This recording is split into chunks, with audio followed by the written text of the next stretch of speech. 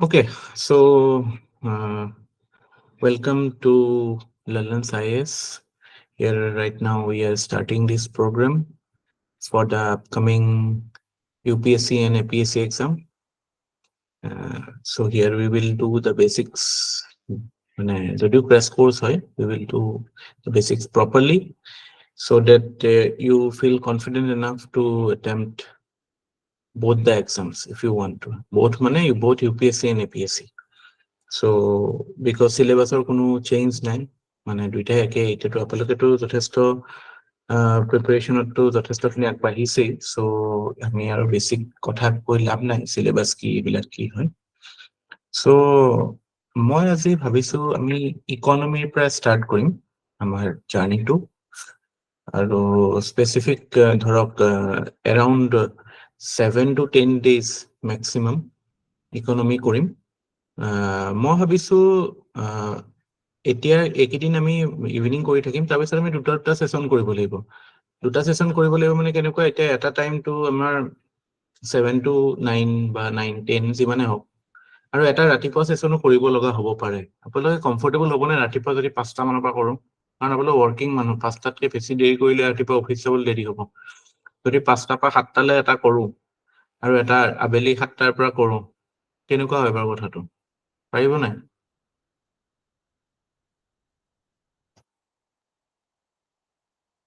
কাৰোবাৰ অসুবিধা হ'ব নেকি পাৰিম ছাৰ চেষ্টা কৰি লওঁ পৰীক্ষাৰ আগত বেছি লোড নলওঁ স্যাৰ পাৰিম কৰিব লাগিব ছাৰ উপায় নাই স্যাৰ ইভিনিং টাইমিংটো 7:30 মানৰ পৰা ষ্টাৰ্ট কৰিব পৰা যায় নেকি মোৰ 5 to 7 ডেইলি ক্লাसेছ থাকে পাৰি 7:30ও পাৰি 7:30 এইটো we can start 7:30 also no issues কিন্তু ৰাতিপুৱা কৰিব লাগিব কাৰণ মানে হেৰিখিনি যথেষ্টখিনি বস্তুৱে আছে কৰিবলৈ আৰু আপোনালোকক এতিয়া ফাইন টিউনিং দৰকাৰ এইটো আৰু মই ইয়াতে আপোনালোকক দেখা পাইছো মেক্সিমাম এইটো ইণ্টাৰভিউ দিছে এইবাৰ চ' মানে অহাবাৰলৈ ভাল ৰেংক এটা আশা কৰি পেলাই পঢ়িব লাগিব কিন্তু ৰেংকটো আশা কৰি থাকিলে পঢ়া নহ'ব ন কি কৰিব লাগে সেইটোৱে ফ'কাছ কৰিব লাগিব কামটোত ফ'কাছ কৰিব লাগে এতিয়াৰ পৰা মানে ৰেংকৰ সপোন দেখা বাদ দিয়ক পৰীক্ষা ৰিজাল্ট ভাল হ'ব টপ 10ত থাকিম সেইবিলাক বাদ দিয়ক মানে যেটো কৰিব লাগে every day you should focus only on that only on the how aspect of the preparation so every single day what I have to study and how much I am doing it am I able to do it to what percentage এটোত focus কৰক result মানে এটো motivating factor নহয় যে মই top 10 হম top 1 হম এটো অকমান দেৰি কাৰণে ভাল লাগিব পাৰে কিন্তু হেতু লাগিলে আপুনি কি পঢ়িব একোটো নপঢ়ে ন হেতু ভাল লাগে আপোনাৰ হাতত কিবা এটা পঢ়িবলৈ আছে কিবা এটা কমপ্লিট কৰিবলৈ আছে দুটা এমসিকিউ কৰিছে দুটা কোৱেশ্চন কৰিছে that is how you create your way towards the good days and hopefully the good days will come for you all it has been a tough time for all those who have appeared the interview and who could not see their name but that is behind us right now so no point of hankering on the past so let us begin and today we will start with economy আমি ইকনমিৰ পৰা start কৰিম মই ভাবি আছিলো কথাটো পলিটিৰ পৰা start কৰোঁ নে হিষ্ট্ৰী বা হিষ্ট্ৰীটো এটা মানে মডাৰ্ণ ইণ্ডিয়ান হিষ্ট্ৰীটো আপোনালোকৰ ইছ্যুজ আছে বা এইবিলাকো আছে বাট মই ভাবিলো যে ইকনমিটো এনেকুৱা এটা বস্তু অকমান সময় দিব লাগে কাৰণ কিছুমান কনসেপচুৱেল পাৰ্ট আৰু কি হয় মানে আমাৰ যেটো এটা ল্যাঙ্গুৱেজ ফায়াৰ পাৱাৰ লাগে সব সাবজেক্টতে যে কিছুমান বেসিক টাৰ্মিনোলজিজ বেসিক মানে আমাৰ আৰ্সেনেল থাকিব লাগে সব সাবজেক্টতে যে আমি এটলিষ্ট মানে পলিটিকক ইকনমিকক এটা মানে 100টা মান বস্তু আমি ভালকে জানিব লাগে মানে ভাল জনা টপিক থাকিব লাগে তাতে সেইখিনি বস্তু আমি বিভিন্ন জায়গাত ইউজ কৰিব পাৰো আৰু কি হয় মানে আমাৰ পৰীক্ষাটোতো আপোনালোকে সবে দিছে তথাপি মই কেইটামান থিম ৰিপিট কৰিম যেনেকৈ ধৰক প্ৰিলিমছত এখন মই যোৱাবাৰৰ প্ৰিলিমছৰ পেপাৰখন চাওঁ যোৱাবাৰৰ যিখন প্ৰিলিমছৰ পেপাৰ আছিলে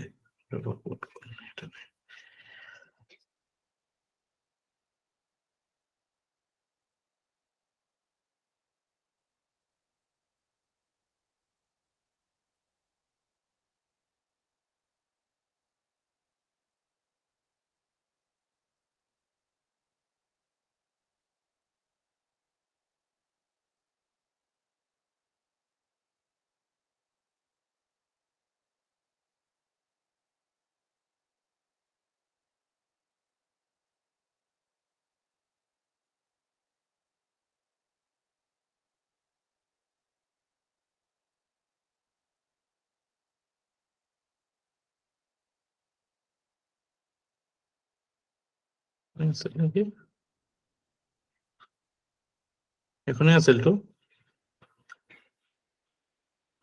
ইয়াতে এটা ইকোনমি কোৱেশ্চন আছে চাব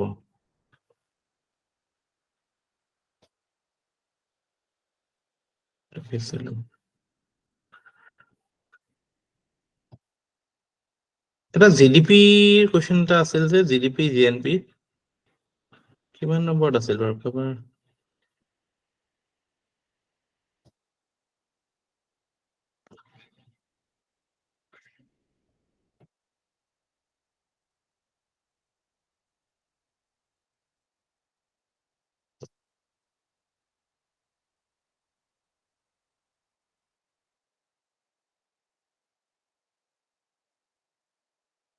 Okay, so my point is basically see মানে যেটো আমাৰ প্ৰিলিমছত কোৱেশ্চনছ আহে প্ৰিলিমছত কোৱেশ্চনটোত যদি আপোনাৰ কনসেপ্ট বিলাক ক্লিয়াৰ নাথাকে তেতিয়া হলে কি হয় আমাৰ কনফিউজন বিলাক হয় যোৱাবাৰ পৰীক্ষাত আহিছিলে GDP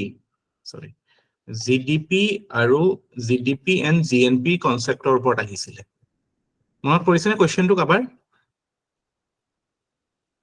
Can anyone recall the question on GDP? কি আহিছিলে কোৱেশ্চনটো কাবাৰ মনত পৰিছে নেকি বাৰু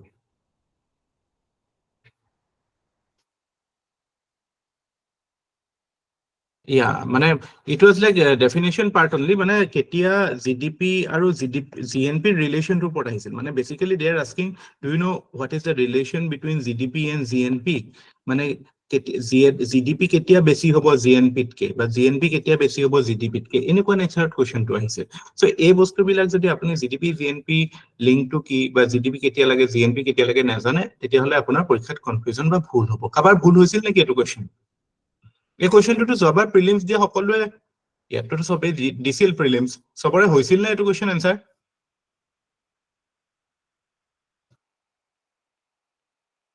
হৈছে ন শিল্পীও আছে ওয়েলকাম পৰীক্ষা দিব মানে আপুনি আকৌ nice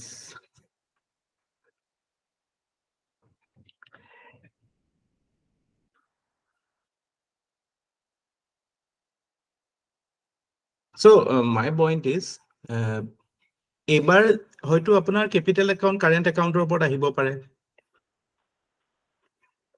capital account current account ক'ত থাকে বাৰু জানে নে কোনোবাই এটা ক্যাপিটাল একাউন্ট টপিক এটা আছে এটা কারেন্ট একাউন্ট টপিক এটা আছে মনত পৰিছে নে ক'ত আছে ক্যাপিটাল একাউন্ট কাৰেন্ট একাউন্টৰ কথা Can anyone recall which topic can we associate terms like capital account and current account?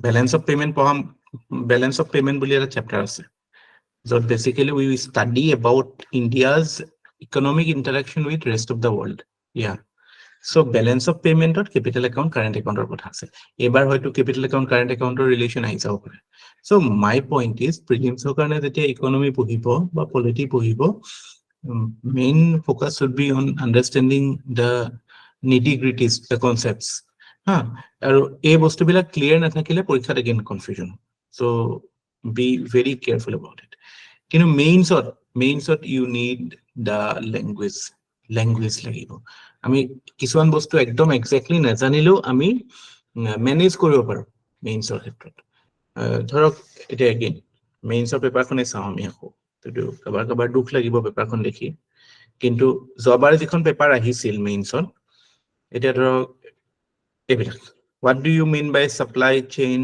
of agricultural produce tabra can you explain how e-technology can bring about a positive change in agricultural marketing well education of salient features of national green hydrogen mission এটা এই টপিকটো এটাটো প্ৰিলিমছত যদি national hydrogen মিশনৰ আপোনাৰ policy কথা খুধে তেতিয়াতো আপুনি একো নোৱাৰিবও পাৰে একেবাৰে সপোজ পঢ়া নাই কিন্তু মেইনছত আপুনি এটো এনসাৰ কৰিব at least মানে 5 মাৰ্কস পাব পৰাকে কৰিব পাৰি ময়ো এতিয়ালৈকে হেতু স্পেসিফিক ডিটেইলছত যোৱা নাই কিন্তু যদি মই এটা লেমেন হিচাপে মই চাম তেলে কোৱেশ্চনটোৰ মেজৰ থিমটো কি হেতু মই বাছিলো মেজৰ থিমটো হ'ব it is talking about what What is it talking about? যেতিয়া আমাক সুধিছে যে salient features of national green hydrogen mission, এটো কিহৰ কাৰণে সুধিছে?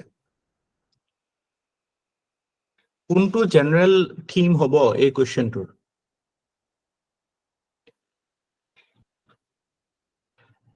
Green energy বা basically energy. Energy It security. is talking about energy security বা energy. So আমাৰ যদি কোৱেশ্চনৰ ষ্টাৰ্টিঙত আৰোহণ welcome, we have just started. So basic খিনি আমি আলোচনা কৰি আছিলো যে আমাৰ মানে প্ৰিলিমছ আৰু মেইনছৰ কিছুমান পাৰ্টিকুলাৰ ডিফাৰেন্স, যে প্ৰিলিমছত আমি স্পেচিফিক বস্তুবিলাক জানিব লাগিব, মেইনছত কিছুমান নাজানাকেও আমাৰ লিখা স্কিলটো থাকিলে আমি মেনেজ কৰিব পাৰো। So এইটো কোৱেশ্চনত যে নেশ্যনেল গ্ৰীণ হাইড্ৰজেন মিছনৰ ওপৰত যেতিয়া কোৱেশ্চন আহে, এইটো যদি আমি নাজানাকে বা একদম ডিটেইলছ নাজানাকেও আমি এটা ভাল এনসাৰ কেনে লিখিব পাৰো। আমি লিখিব লাগিব আৰম্ভণিতে আমাৰ এনসাৰটো এনেকুৱা হ'ব লাগিব যে energy security is something that India always aspire for, but it is something that is one of the priority policy of India. So hetu khetrot ami bibhinno step loisu, tar bhitorte national green hydrogen mission is also one of the important steps. Eta tar bisot apuna green hydrogen or kotha to ahile je okay etu ki khetrot sahay hobo pare, apuni suppose basic kotha to ekdom details ot nai poha, tetio apuni you can manage it ki okay je etu blending or khetrot kamot ahibo, environmental amar jitu damage hetu control hobo, ha tapra amar imports or check hobo, amar import karon ami energy karone import dependent hoy he aspect to jabo pare, geopolitical risk bilakor pra ami check koribo paru, gom paise na geopolitical risk like say war in Middle East or war in Ukraine that impacts our energy security, but ami jodi amar green hydrogen policy amar mane domestically amar sustainable policy eta thake eta hole that can be an aid to it. So enekwa kisuman theme kisuman dhori loi jetia koribo tetia mane answer to apuni tenekeu apuni manage koribo pare, but again you will require a degree of practice and a degree of confidence to execute those skills. Apalage june mains dise ei duita difference clearly buji paise sake aru etu june ei bostu to upolobdhi kora na etu it's high time. If you want a good result, a distinction to buji pabo lagibo. Prelims ot ami bostu bilak specific janibo lagibo, mains ot specific najanilo manage koribo pari ami jetia broader theme to catch koru. Similarly, logistics policy khetroto ba ei bilak question is out. Give 5 reasons that positively connect economic liberalization with economic growth. Again eto eta open ended type question hoy je yet you can connect anything. Economic liberalization hoa mane ki reforms, jibilak reforms hoise aji ami okoman reforms or phale alochona korim je 1991 or pisot last 3 decades of India has seen multiple reforms. Dorok etia dorok last decade ote kiman important reforms hoise, IBC kok, GST kok, demonetization is also considered as a reform, although mane iman successful no hoy, but still it is a step towards reforming Indian economy, say digitization or karone. Similarly dhorok telecom sector, economic apunar internet or khetrot ahise, apunar foreign currency convertibility khetrot reforms hoise. So enekwa এই বস্তু বিলাক যেটা এই terms বিলাক আপোনালোকে জানিব তেতিয়াহে আপোনালোকৰ এবিলাকত এক্সিকিউশনটো হ'ব এনসাৰত, হয় না? তো এই বস্তু বিলাক মানে হেতু কাৰণে মই সদায় এটু মানে এটুতে এমফাসিস দিম যে মেইনস ক্লিয়াৰ কৰাৰ কাৰণে আমাৰ এটা আমি মানে অলপমান মানে বস্তু লৈ যাব লাগিব, মানে সামগ্ৰী লৈ যাব লাগিব আৰু হেখিনি অকমান কোৱেশ্চনটোৰ হিচাপত একৰ্ডিংলি আমি মেনেজ কৰিব লাগিব। কিন্তু প্ৰিলিমছত আমি বস্তুবিলাক একুৰেটলি যিমান পাৰো জানিবলৈ চেষ্টা কৰিব লাগিব, হেতু কাৰণে প্ৰিলিমছটো বহুত লেবাৰাস হয়। প্ৰিলিমছত আমি বহুত বেছি লেবাৰ কৰিব লাগে পৰীক্ষাৰ আগৰ সময়খিনিত। আমি মানে we have to go through those things again and again. Questions or nature to হেনেকুৱা ন, এইবিলাক আপোনাৰ কিছুমান আহে এতিয়া এই ক্ৰনলজি আহিছে again এটোটো মোৰটো সদায় ভুল হয় কেতিয়াবা, again এইবিলাক it's মানে লাক ফেক্টৰো হয় বহুত ক্ষেত্ৰত, কিছুমান স্পেসিফিক জেনাৰেল নলেজো আহি যায়। এইবিলাক বাৰু ইমান বেছি এছ'চিয়েশ্যন নাই, প্ৰি কংগ্ৰেছ এছ'চিয়েশ্যন কিছুমানৰ ওপৰত আহে, কিন্তু ষ্টিল প্ৰিলিমছ ডিমাণ্ডছ মানে একুৰেচি এণ্ড মেইনছ ডিমাণ্ডছ মেনেজমেণ্ট। চ' দুইটাৰ বস্তুটোৱে অলপমান ৰিকুৱাৰ্ড স্কিলটো বেলেগ, সেইটো এপ্ৰিচিয়েট কৰাটো বহুত দৰকাৰী হয় পৰীক্ষাটো দিবলৈ যোৱাৰ, কাৰণ এতিয়াতো ইণ্টাৰভিউ মাৰ্কো কমি গৈ আছে। চ' hopefully প্ৰিলিমছৰ হাৰ্ডলটো ক্লিয়াৰ হয় চবৰে, আৰু মেইনছটো এগেইন মানে হেতু হিচাপত কৰিব লাগিব। এইবিলাক চাওক ভাইচ প্ৰেচিডেণ্টৰ হেৰি কি, এইবিলাক পাৰ্লিমেণ্ট চেপ্টাৰত আমাৰ ক্লিয়াৰলি আছে, আমি পঢ়িছোৱে। বা পঢ়িম এতিয়া যোনে পঢ়া নাই এইবিলাক কনসেপচুয়াল আন্ডারস্ট্যান্ডিংত সোধা কোয়েশ্চন ঠিক আছে so the basic idea that I want to impart at the very beginning of our class is that we have to understand the nature of the exam basic nature to বুজি নেপোৱাকে অকল পঢ়ি থাকিলে পৰীক্ষাটো pass কেতিয়াও নকৰে so য'ত যিটো লাগে এতিয়া আমি প্ৰিলিমছ পাস কৰিবৰ কাৰণে যিটো লাগে আৰু মেইনছৰ সময়ত যিটো স্কিল আমি বেছিকে ফোকাস কৰিব লাগিব এই দুটা অকমান বেলেগ হয় যদিও there is a integration of all the parts of this exam but there are finer details are you with me till now যিসকল নতুন তেওঁলোকে মানে যোনে জালত মই আগতে ইন্টাৰেক্ট কৰা নাই ফৰ্মেল ক্লাছত are you with me বুজি Yes, পাইছে sir. নেকি yeah so আমি আজি ইকনমিটো আমি আমাৰ যিবিলাক আমি ব্ৰডলি ইকনমি কেনেকুৱা কেনেকুৱা পঢ়িম আমাৰ ধৰক নেশ্যনেল ইনকাম বুলি এটা টপিক থাকিব য'ত নেকি আমি জিডিপি জিএনপি এইবিলাকৰ কথা শিকিম ফিস্কেল পলিচিৰ কথা থাকিব ফিস্কেল পলিচিৰ ওপৰত পঢ়োতে আমি আমাৰ বাজেট চাজেট এইবিলাক পঢ়িম বেংকিং সেক্টৰৰ থাকিব বা মনিটাৰী পলিচি মোৰ specifically banking and monetary policy সেইটো এটা থাকিব তাৰপিছত বিঅপি থাকিব এইবিলাকতো আমাৰ ইকনমি বেসিক থিম বিলাক থাকিবই কিন্তু what I wanted to start with is again to give you a something in মানে এটা বাল্কত কিবা এটা বস্তু দিব বিচাৰিছো যেটো পাই হয়তো maybe you will feel confident কি okay now I can face the things better কিছুমান বস্তু মই হয়তো জানো অলপকে জানো ইফালকে জানো কিন্তু হয়তো এটা জায়গাত পোৱা নাই এনেকুৱা টাইপ কিছুমান শৰ্টেজেস হয় সো আজি আমি যেটো টপিকেদি স্টাৰ্ট কৰিম হেতু আমি ইনে যেটো টিপিক্যালি আমি জেনাৰেলি স্টাৰ্ট কৰো ন্যাশনাল ইনকাম বা GDP output of the economy বুলি কিন্তু today I thought differently let us do something which can give you confidence in facing the exam because these are practical things that you will face আৰু পৰীক্ষাত আহিছেও so let us start with the journey of reforms in India.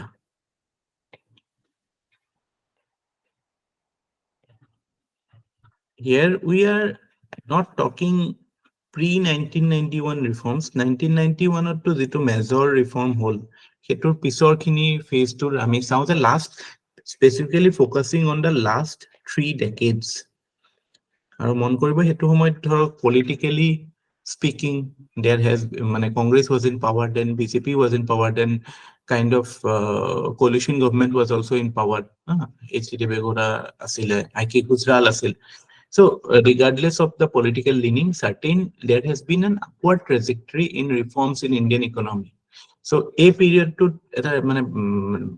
right starting from 90s till now we are seeing certain basic structure of the economy being changed and this has resulted in India being a more confident economy it to fifth largest fourth largest no economy wise output wise kiman hoy eta to UK kami supersede koilu recently I think fifth largest etia hoy na kiman hoy etia fifth na sixth fifth no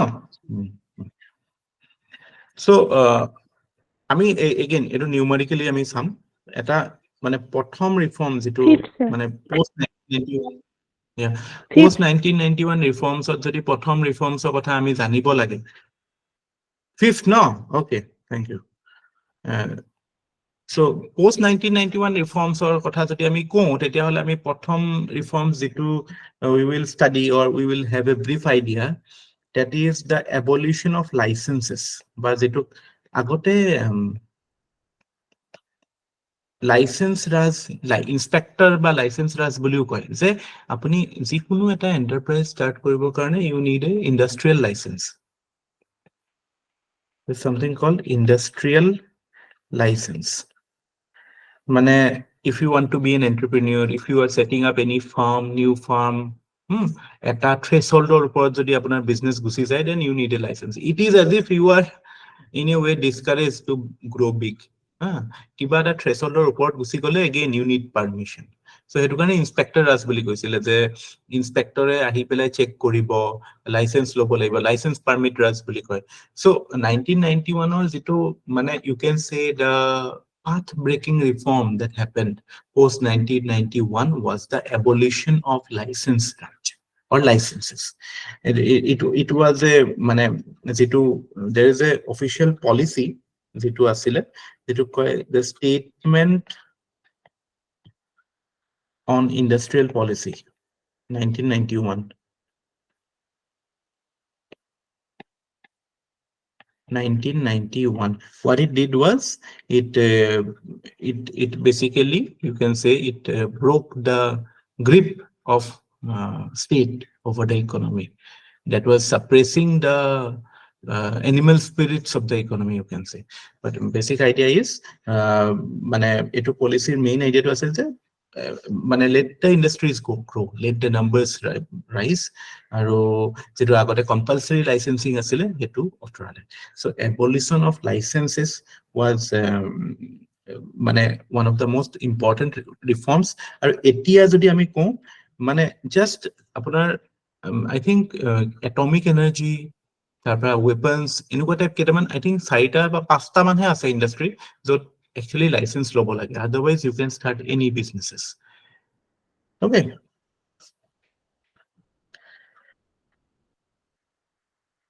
So প্ৰথম যেটো you can say the first important reform happened is Noyanjoti Kok.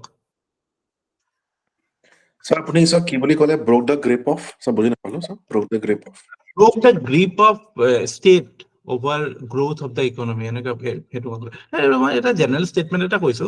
কথাটো হৈছে কি যে reform বুলি ক'লে প্ৰথমতে কি আহিব লাগে, প্ৰথম আইডিয়াটো এটোৱে যে abolition of license raj.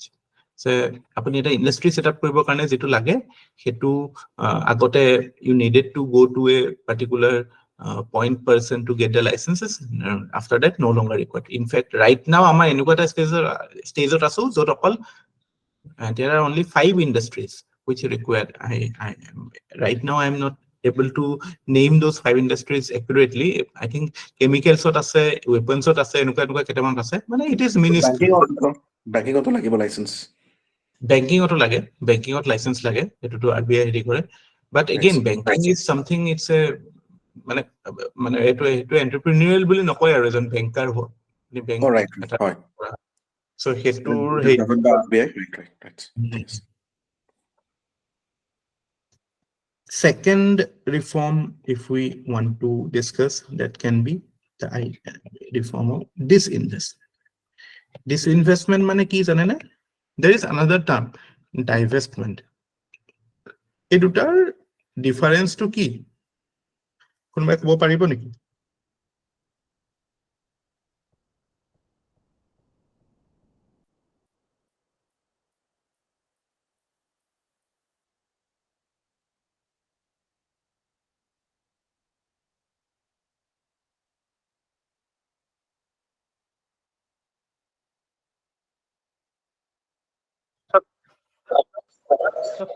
ownership share লৈ আছে 50% exit ফিগাৰটো বাৰু 50% ততকে বেছিতে এৰি দিয়ে সেতে এটো আপোনাৰ divestment মানে reduction in share, or disinvestment mane when you totally you can say you don't have you no longer have the control.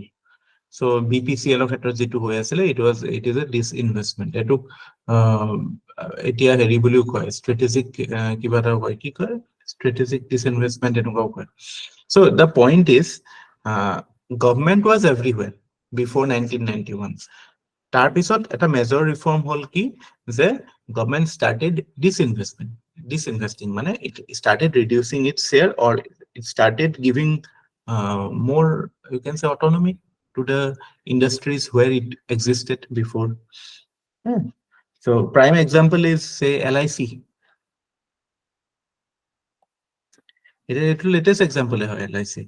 মানে যেতিয়া LIC disinvestment হৈছিলে তেতিয়াতো it was like such a big news না, মানে it was like আৰু মানুহৰ এনেকুৱা rumour ওলাই গৈছিল যে মানে LIC মানে বেলেগে হৈ যাব এতিয়া মানে মানুহৰ পলিচি কিবা হৈ যাব so basically ownership change doesn't change the nature of business altogether it is like basically merely the shareholder percentage change হয় এটোৰ পৰা গভৰ্ণমেন্টৰ পৰা গৈ ইয়াত যাব তাৰ পৰা গৈ তাত যাব but basic structure remains the same but the idea of disinvestment is that allowing more private players to come into the economy and making the idea of less government a reality যেটো মানে আমাৰ good governance or basic idea no there should be minimum government so minimum government কেতিয়া হ'ব পাৰে যেতিয়া disinvestment হ'ব so one of the important reforms post 1991 you can say is the disinvestment policy of India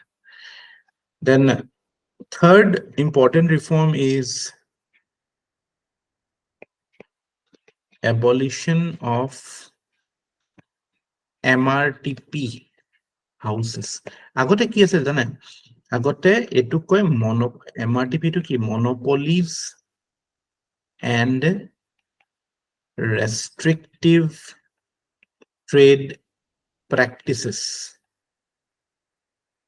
act এটু মানে ইন্দিৰা গান্ধীৰ টাইমতে start হৈছিলে মানে Indira Gandhi as you know you might know she had a socialist leaning সমাজবাদী বা মানে big industries big হেৰি support কৰা নাছিলে ডাঙৰ industry so there was this মানে ইয়াৰ essence to কি আছিল একখনৰ yes একখনৰ essence to আছিল যে let us put a cap on industries মানে let us not allow any industry to grow too big so a bostuto in a way again it suppresses the growth of certain sectors it suppresses the growth of industries even individuals so a 1990s or pisot I think Narasimha Rao সময়তে when PV Narasimha Rao was the Prime Minister of India he took steps to amend this law and then later this law was totally abolished so no longer was there any restriction license or to data part hoy mrtp abolition is also one of the important reforms which actually freed up Indian businesses from growing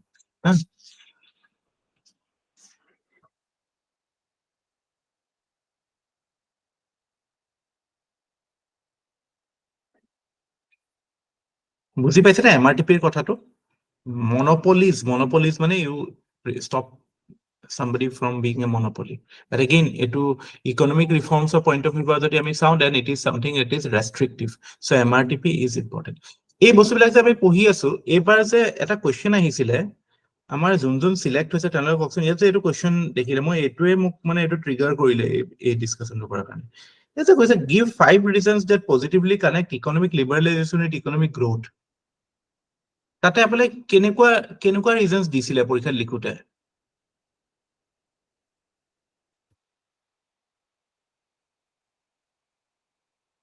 কাবাৰ মনত আছে নেকি কেনেকুৱা ৰিজনস দিছিলে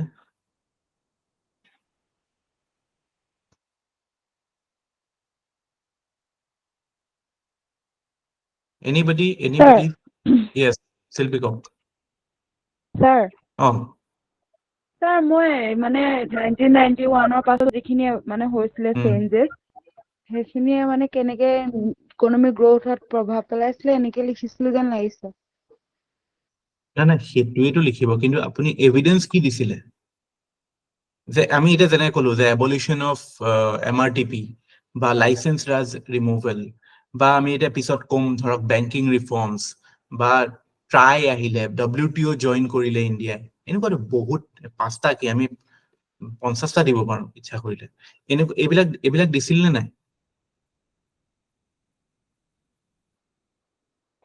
foreign এক্সচেঞ্জৰ ক্ষেত্ৰত এইবিলাকো দিব foreign এক্সচেঞ্জটো disinvestment দিয়া নাই license চাগে এইবিলাক এই দিছিল ন WTO লাইসেন্স এইবিলাক দিছিলো so basically এই বস্তু বিলাকে বিচাৰি আছিল ফৰেন এক্সচেঞ্জটো মই দিয়া নাছিলো যেন লাগিছে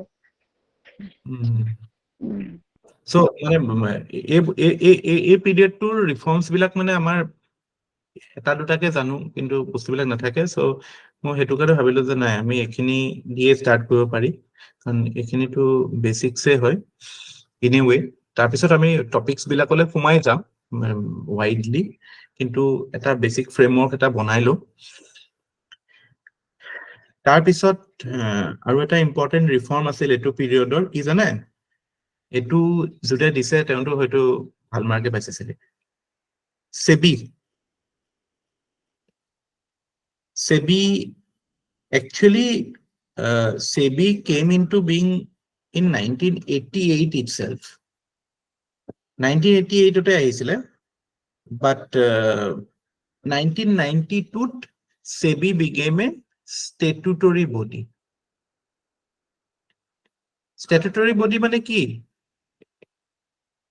কোনে কব পলাছে ককচোন what is statutory body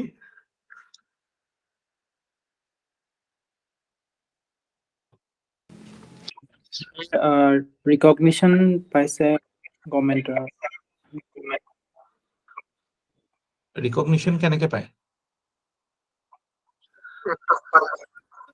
yes statutory মানে শব্দটো statute শব্দটোৰ পৰা আহিছে কনস্টিটিউশন পঢ়িলে এইটো পাম যেতিয়া আমি কিবা এটা বডিক statutory body বুলি কওঁ তাৰ অৰ্থটো এইটো there is a supporting act মানে it has a legal status whereas say we have a body called Niti Aayog to statutory body হয় নে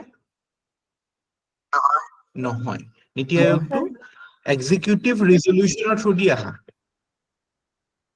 হা সো এটো মনত ৰাখিব কিবা এটা বডি এক্সিকিউটিভ ৰিজলিউচনৰ থ্ৰু দি আহিলে লিগেল প্ৰটেকচন হেতু লেভেলত নাথাকে বা তেওঁলোকৰ duties and responsibility properly define নাথাকে it is very much upon the discretion of the executive to give them powers and functions but when a body is a statutory body you elevate it to a level where it has certain decision-making powers, certain functions which are drawn not from, you can say, discretion of the executive, but from a particular law. Amar majote NCBC বুলি এটা organization আছে শুনিছে না National Commission for Backward Caste. It got constitutional status. এটো আকৌ এটা তাতকে ওপৰত statute মানে কোনোবা এখন লৰ পৰা পাৱাৰ ড্ৰ কৰিছে যেতিয়া কিবা এটা বডি কনস্টিটিউশনাল স্ট্যাটাস পাই যায় মানে সংবিধানত যেতিয়া হেতু বডি এজ এ হেৰি পাই যায় mandated body হিচাপে পাই যায় then it becomes even more primary even more foundational for the functioning of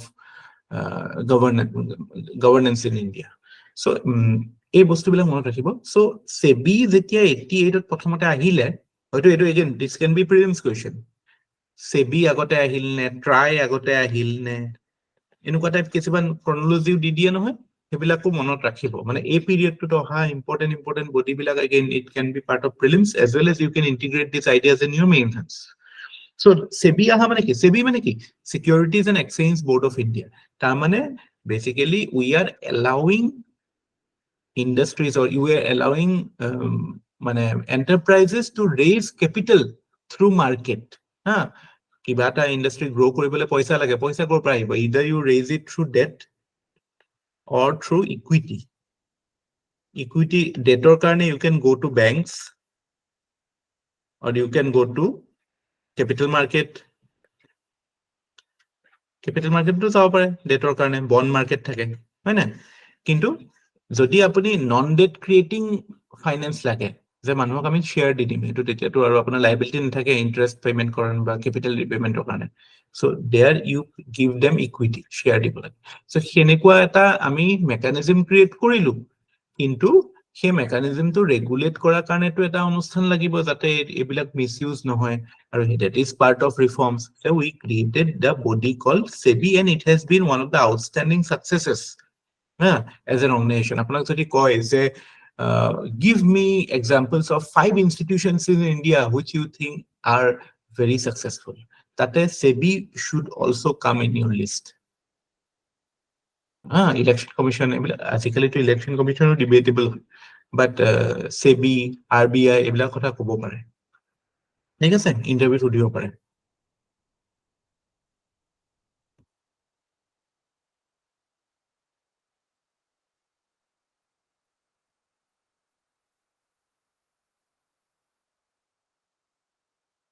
তাৰ পিছত 4টা হৈ গ'ল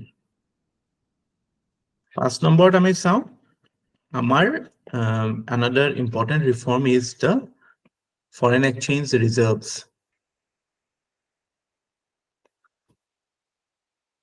আমাৰ এতিয়া foreign exchange reserve কিমান আছে কোনে ক'ব পাৰিব নেকি Forex Reserve foreign exchange reserve মানে কি বুজি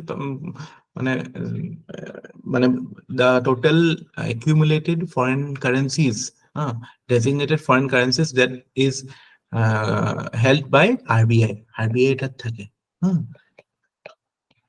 so আমাৰ foreign exchange reserves কিমান আছে এতিয়া existing generally to quiz question type আৰু কাবাৰ are you aware মানে range to কিমান 600 billion now it is I think beyond 600 billion right now I think it should be 650 man hobo niki etia close to 650 hobo but do you know how much it was in 1991 in fact it was the trigger We are bankrupt. kiman Suraj We are nearly bankrupt. We have to take loans from government. yes we are on the edge আমাৰ যেটো BOP crisis বুলি কয় yeah BOP rupees নাথাকে কদে foreign exchange forex rupees নাথাকে আমি এখিনি চাম যে foreign exchange যিবিলাক আমাৰ international reserve currencies কিছুমান থাকে ডলাৰ থাকিব yen থাকিব এনেকে থাকে so BOP crisis what is BOP crisis কিছুমান কান্ট্ৰিৰ মাজতে আমি আকৌ নিউজত শুনিছিলো এটোৰ অকমান ব্যাকগ্ৰাউন্ড ইনফৰমেশন আমি লৈ লম BOP বুলি যেতিয়া কম ব্যালেন্স অফ পেমেন্ট মই অলপ আগতে ৰেফাৰ কৰিলো ব্যালেন্স অফ পেমেন্ট মানে একো নহয় এখন দেশৰ বহি জগতৰ লগত ইন্টাৰনেশনাল মাৰ্কেটৰ লগত মাৰ্কেট বুলি নহয় এনি কান্ট্ৰিৰ লগত যিমান আমাৰ ইন্টাৰেকশন হয় এটো বিজনেস ইন্টাৰেকশনে নহয় কাইলে আপুনি যদি বাহিৰত পঢ়িব গৈছে হেতু এটা ইন্টাৰেকশন হয় ইকোনমিক ইন্টাৰেকশনে হয় সো এনেকুৱা ক্ষেত্ৰত যেতিয়া ইন্টাৰেকশন হয় সো আমাৰ বেসিক্যালি আমি হেতুৰ একাউন্টিং টু কৰো যেতিয়া এতিয়া আমি কেনেকে একাউন্টিং টু কৰো এটা থাকে কাৰেন্ট একাউন্ট এটা থাকে ক্যাপিটাল একাউন্ট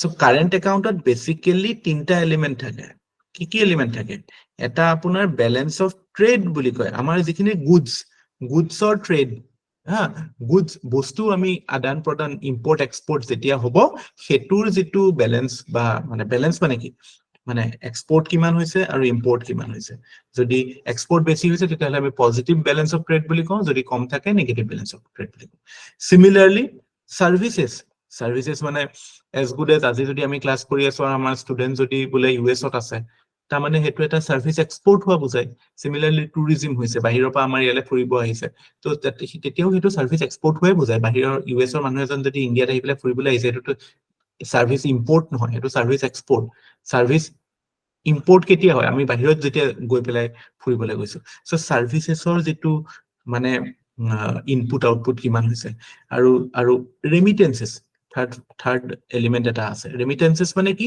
বাহিৰত থকা মানুহে আমালে কিমান পইচা পঠিয়াইছে বা ইন্ডিয়াৰ পৰা মানুহে কিমান পইচা বাহিৰলৈ লৈ গৈছে সো এই তিনটা এলিমেন্ট আমাৰ basically part of current account তাৰ পিছত আহিলে আপোনাৰ ক্যাপিটাল একাউন্টত কি থাকে basically it is the it is the you can say the balance sheet of all the investment that is coming into India and all the investment going out of India then borrowings into an element so you can say these are 5 elements through which we interact with the world trade koru bostur khetrot services or khetrot import export koru remittances or through di ami interact koru investment হয় বাহিৰৰ company ইন্ডিয়াত আহে India company বাহিৰত যায় বৰোইংসও তেনেকে আজা হৈ থাকে so এই যেতিয়া আমাৰ এখিনি পজিটিভ থাকে যে আমাৰটো এতিয়া ট্ৰেডৰ ক্ষেত্ৰত আমি কিছুমান বস্তুটো কিনিবই লাগিব যেনেকে অলপ আগতে মই এনাৰ্জি সিকিউৰিটি ক্ষেত্ৰত কলো আমাৰ কোল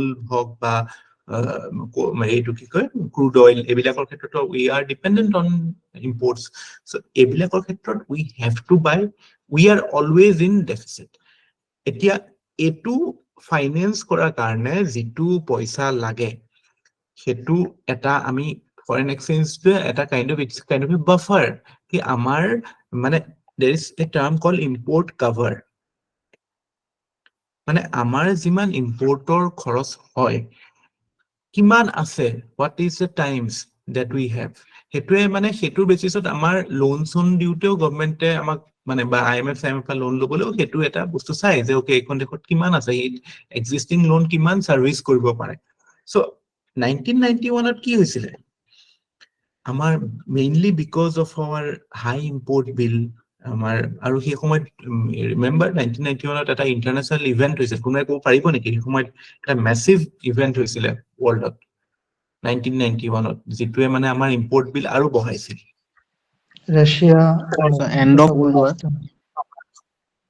USSR fall. USSR ফল হৈছিল, কিন্তু তাৰ কিয় হৈছিল, USSR ফল কিয় হৈছিল? Capitalist model to No, I'm not talking theory. I'm not talking theory. I am talking about, do you know that event that precipitated the fall of USSR, or you can say explicitly ketia prithibit gom poa gol je USSR is going to fall?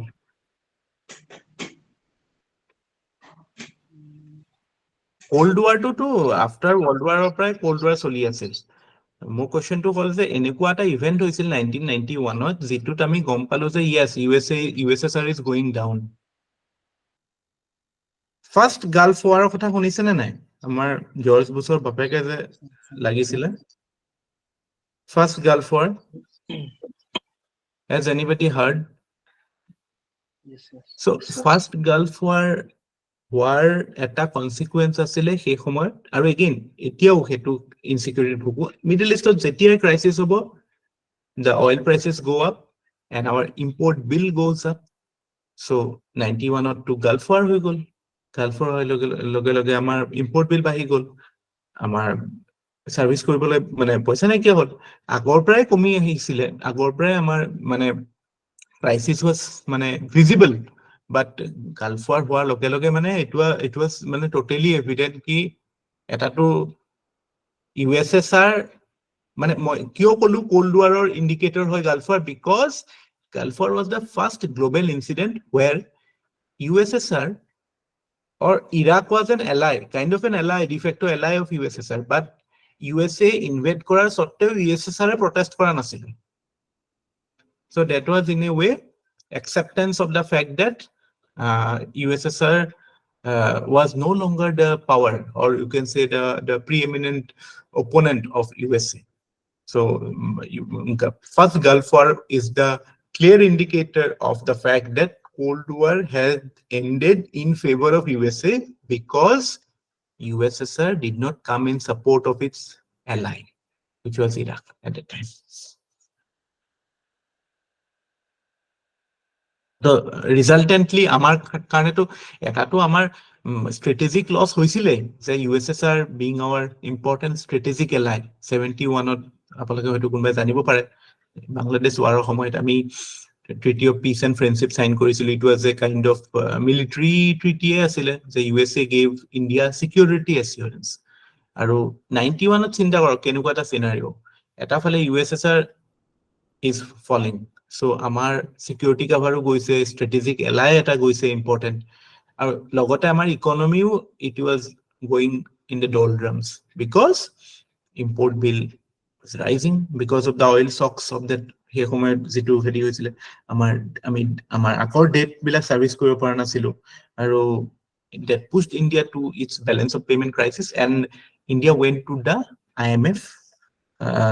তেতিয়া আমাৰ অকল মানে এটো এটা important data আপোনালোকে just to you can use it somewhere in mains, যে March 1991ত আমাৰ officially আমাৰ যেটো Forex Reserve আছিলে, that was just 1.3 months যেটো আমাৰ মানে import cover Forex মানে যেটোৱে আমাৰ import cover decide কৰে, মানে অকল আমাৰ 1.5 মাহো নহয় সিমানটোহে পইচা আছিল যে 1.5 মাহৰ import হে আমি sustain কৰিব পাৰো। So we went to IMF with our gold and got some money, and IMF set certain conditions on those loans. IMF to any নিদিয়ে, কিছুমান conditional conditions থাকে যিবিলাকক reforms বা Washington consensus বুলিও কয়। So সেটো হিচাপত আমি কিছুমান স্টেপস লৈ থাকিলো যে এফডিআই এলাও কৰা, ফৰেন ডাইৰেক্ট ইনভেষ্টমেন্ট এলাও কৰা, বাহিৰৰ পৰা ফান্ডিং আহাত কিছুমান নৰ্মস কিছুমান ইউজ কৰা, এইবিলাক একচুয়ালি আমি যে ৰিফৰ্ম কৈ আছো, এতিয়া গম পাইছে ন, এইটো মানে কাবাৰ মানে মনটো পৰিৱৰ্তন হৈ পেলাই কৰা কথা নহয়, এইটো এটা ক্ৰাইচিছতে আমাৰ ইয়াত ৰিফৰ্ম হয়। আমাৰ ইমান এনেকুৱা মানে ফৰৱাৰ্ড লুকিং বা ফ'ৰ সাইটেড মানুহ থাকিলেও it doesn't happen that way. People leading India at that time, Manmohan Singh and Narasimha Rao, were obviously they were far-sighted, but due to politics of the day, nobody can do reforms without the crisis. Crisis eta lagibo reform korar karone. So this is how things change in that period. Are you clear?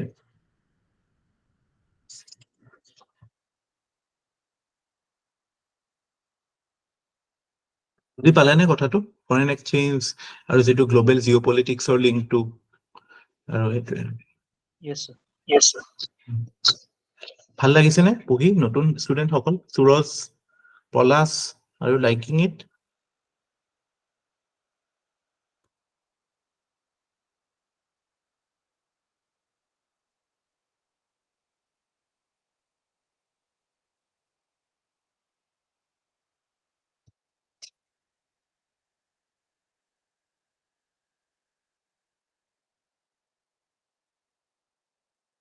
এতিয়াতো আমাৰ ৱৰ্ল্ডৰ top 4তে আছো আমি foreign এক্সচেঞ্জৰ ক্ষেত্ৰত। In fact right now আমাৰ জাপানৰ 45% হয় আৰু ছুইজাৰলেণ্ডৰ 58%, ছুইজাৰলেণ্ডৰ যিমান আছে।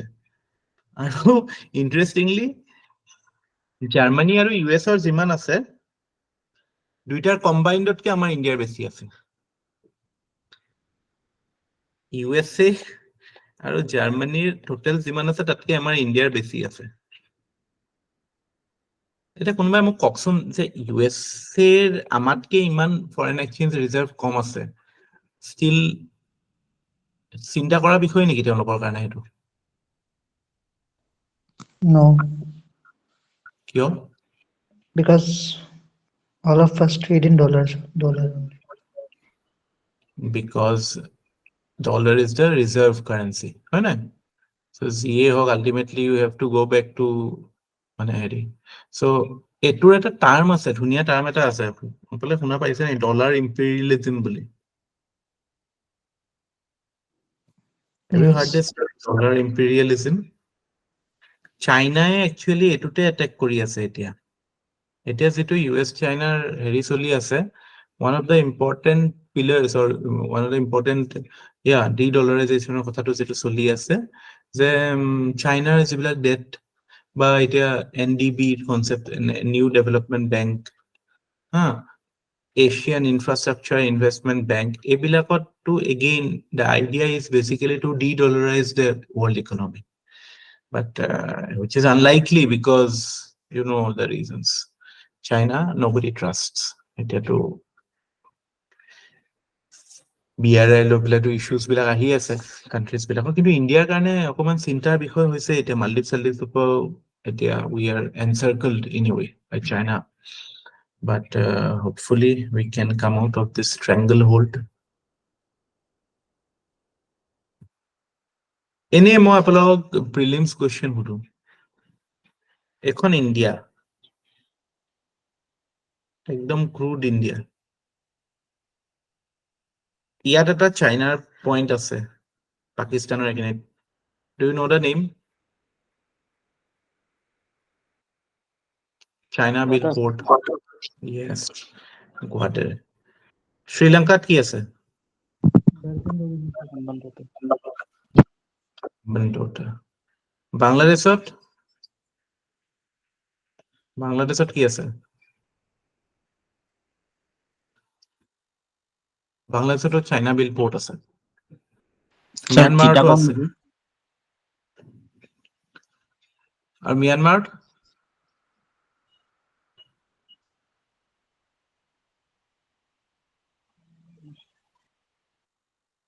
সিটৱে।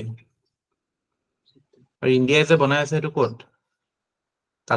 কালাদান মাল্টি মডেল পোর্ট যে বনাই আছে সেইটো ক'লৈকে আহিছে?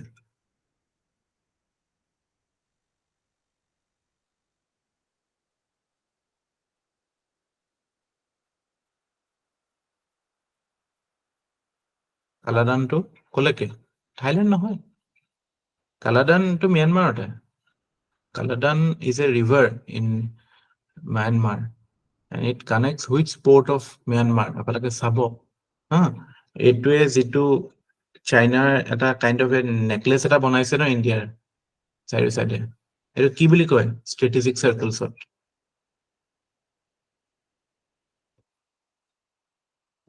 string of pearls yeah string of pearls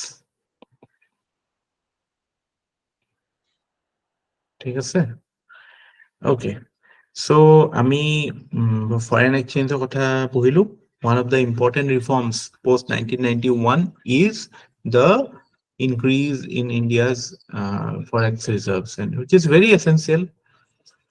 essential to cover for our imports essential to project India as a you can say responsible power financially responsible power আমি আৰু এটা important advantage কি হয় আপোনাক এনেকুৱা question আহিব পাৰে যে what are the advantage of having a good amount of foreign exchange reserve এটা এটো হয় যে আমি interest rates বিলাক low পাম আমি বাহিৰৰ পৰা লোন ললে interest rates বিলাক কম হয় তাৰ পিছত আৰু এটা হয় আমাৰ যিবিলাক এই ৰেটিং এজেন্সিজ বিলাক থাকে ক্ৰেডিট ৰেটিং এজেন্সিজ শুনিছে নাই ক্ৰেডিট ৰেটিং এজেন্সিজ কিছুমান থাকে যে ওয়াৰ্ল্ডত can you name me some important credit rating agencies in the world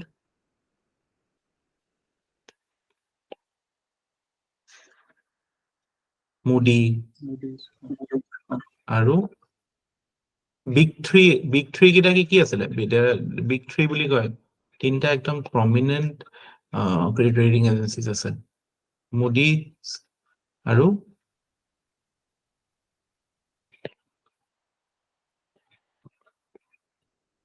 Standard and Poor আৰু এটা আছে Which so এইবিলাকতো আমাৰ এইটো বাহে এতিয়াতো আমাৰ কিমান BB প্লাছ নেকি BBB প্লাছ এনেকুৱা ৰেটিঙত আছো তো সেইবিলাক নিটিগ্ৰিটি হয়তো প্ৰিলিমছত আপোনাক সুধি দিব পাৰে কিন্তু বেসিক আইডিয়াটো লাগে মানে বস্তুটোৰ যে এটো হলে এটো হ'ব ইকোনমি ইজ অল এবাউট ইন্টাৰকানেকশনস মানে আমি বস্তুটোৰ লিংকটো বুজি পাব লাগিব যে ওকে এফালে লিবাৰালাইজেশন হৈছে মানে FDI ইনফ্লো বাহিব তাৰ মানে ইন্টাৰেস্ট ৰেট কমিব লোনৰ হেৰিটো কমিব আমাৰ ইনফ্ৰাষ্ট্ৰাকচাৰ গ্ৰোথ হ'ব capital inflow বাহিব এই বস্তুবিলাক কানেক্টেড হয় মানে in fact economy is one of the most scoring subject and the reason being you don't have to learn too many things আমি বহুত বেছি শিকিব নালাগে কিছুমান বস্তু শিকি আমি চেইনটো যদি একবাৰ ধৰিব পাৰো then we can actually extend the answers very well তাৰপিছত number 6 now coming to reform number 6 deregulating interest rates ইয়াৰ আগতে বেংকত আপুনি কিমান সেভিংস হ'ব মানে আপোনাৰ সেভিংস ৰেট কিমান হ'ব আপুনি কি ইন্টাৰেষ্টত ল'ব ৰেট এটোটো আমাৰ নয়নে ধুনীয়াকৈ ক'ব পাৰিব তাৰ আগতে কিটো সিনাৰিও আছিল আৰু এতিয়া কি হৈ গ'ল কওকচোন Sir, আগততো sir interest rates were very high. বেংকে যিটো মানে আপোনাৰ লাইক তেতিয়া আপোনাৰ মানুহবিলাকে ডিপজিটছ বহুত কম কৰিছিলে এটা ইটস ভেৰি লেছ it's এতিয়া hardly 2.5 it's savings are hardly 2.5 আৰু FD fixed deposit it's around 7 senior citizen kana 7.5 so আগতে interest rate গভৰ্ণমেণ্টে ৰেগুলেট কৰিছিল আগতে গভৰ্ণমেণ্টে ৰেটস বিলাক হাই ৰাখিছিল কিয় ৰাখিছিল হাই to attract more investments নাই আপোনাৰ ইনভেষ্টমেন্ট কেনেকৈ পাইবা সেভিংস ৰেট হাই লগে লগে তো আপোনাৰ হেৰি ৰেটও হাই হৈ যাব ন ক্ৰেডিট ৰেটও মানে লোন ৰেটও হাই হৈ যাব very high হয় so in a way market মানে বেসিক্যালি হেৰি নাছিলে ন প্ৰাইভেট প্লেয়াৰ্স নাছিলে so এটোটো গভৰ্ণমেণ্টৰ কাৰণে আছিলে so basically গভৰ্ণমেণ্টে নিজৰ হিচাপত নিজৰ কাৰণে মানে হেৰি কৰা মানে you are the regulator as well as you are the player মানে এনেকুৱা টাইপ হৈ আছিল so right now since it is believed that market is the best judge so market determine কৰে এতিয়া সেই হিচাপত we have multiple players in the market, and that is how we determine the rates. Although there is RBI to say that you can say it is the sutrodhar to set the basic tone of the economy, but amar jitu etia ami marginal cost of lending rate MCLR ba amar jitu kisuman ki koy ebilak there is a term mane কিছুমান ইন্ডিকেটৰছৰ লগত আমি attach কৰি পেলাই কৰো basic idea আমি ইয়াতটো আমি ডিটেইলছত নাযাও again we are talking about the fact that interest rates used to be controlled এটা সময়লৈকে interest rates বিলাক controlled আছিল এতিয়া ডিৰেগুলেট হল এইবিলাক বস্তু এপ্ৰিচিয়েট কৰিব লাগে এইবিলাক সদায় থকা বস্তু নহয় আগতে ফিক্সড আছিল এই বস্তুবিলাক ফিক্সড ইন্টারেস্ট ৰেট বা একদম ৰেগুলেটেড আছিল গভৰ্নমেন্টে নিজৰ হিচাপত ইন্টাৰেস্ট ৰেটস বিলাক ৰেগুলেট কৰিছিল বাট right now we have a situation where interest rates are actually following the market. Following the market মানে share market follow কৰা কথা কোৱা নাই whatever the demand supply concept কৰে market বুলি ক'লে demand supply লে মনত ৰাখিব আছে যেতিয়া demand বেছি হ'ব তেতিয়াটো obviously তাৰ হেইটো বাঢ়িব competition encourage কৰাৰ কাৰণে financial efficiency বঢ়োৱাৰ কাৰণে এইবিলাক লাভ হয়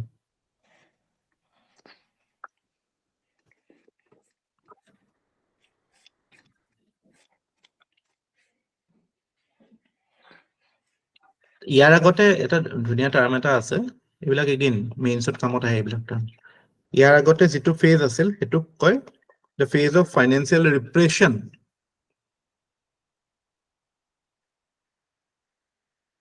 আৰু এটু হোৱাৰ কাৰণে কি হল আমাৰ সৰি কম্পিটিশন আহিলে তাৰ পিছত এফিসিয়েন্সি বাঢ়িলে So you can say ki from a period of financial repression to a period of competition and financial efficiency. That is what we achieved through deregulating the rates. Yes, sir.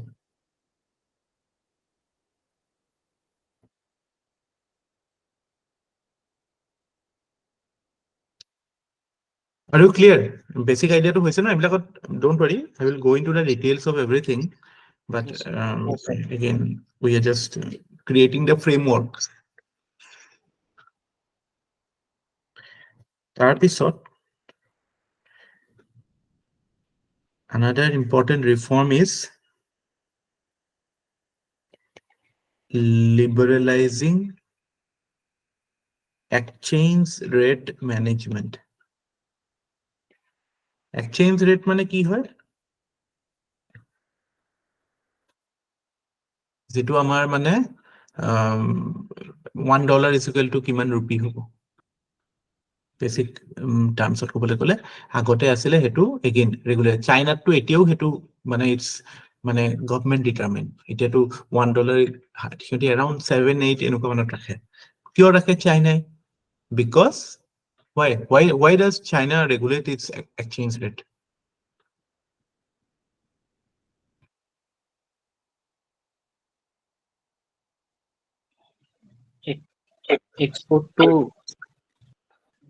export amount to এই কৰা মানে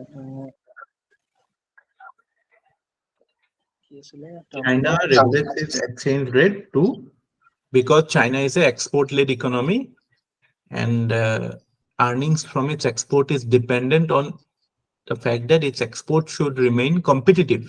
Or export ketia competitive হৈ থাকে যেতিয়া হিয়তৰ domestic currency to weak থাকিলে export strong হয় না strong থাকিলে হয় weak থাকিলে domestic currency weak থাকিলে exporter কাৰণে advantages হয় বুজি পাইছে নাই সকলোৱে এটো কথা বুজি পাইছে নাই এটো তো এইবিলাক কিছুমান মানে basic idea I hope Pallavi বুজি পাইছে Yes, sir. Paiso. এইবিলাক তো পঢ়িছে চাগে তো আমি আমাৰ ইয়াতে আমি লিবাৰেলাইজ কৰিলো লিবাৰেলাইজ কৰা মানে কি আমি কলো যে নহয় এক্সচেঞ্জ ৰেটটো আমি অফিচিয়ালি ডিটাৰমাইন নকৰো এটো মাৰ্কেটে ডিটাৰমাইন কৰিব market exchange rate again market মানে কি যে আমাৰ কাৰেন্সি মাৰ্কেট আছে তাতে ডলাৰৰ ডিমান্ড যদি বাঢ়ে তেতিয়াহলে ডলাৰৰ ৰেট বাঢ়ি যাব ৰূপীৰ ডিমান্ড বাঢ়িলে তেতিয়া ৰূপী ষ্ট্ৰং হ'ব সো আমি মানে এটো ফ্লোটিং বা ফ্ৰী ফ্লোট বুলিও কয় আমি এনেকুৱা এটা ৰেজিম এস্টাবলিশ কৰিম যাৰ থ্ৰু দি the মানে it will be based on the market. মানে it will be, you can say it will be through the market rather than the state.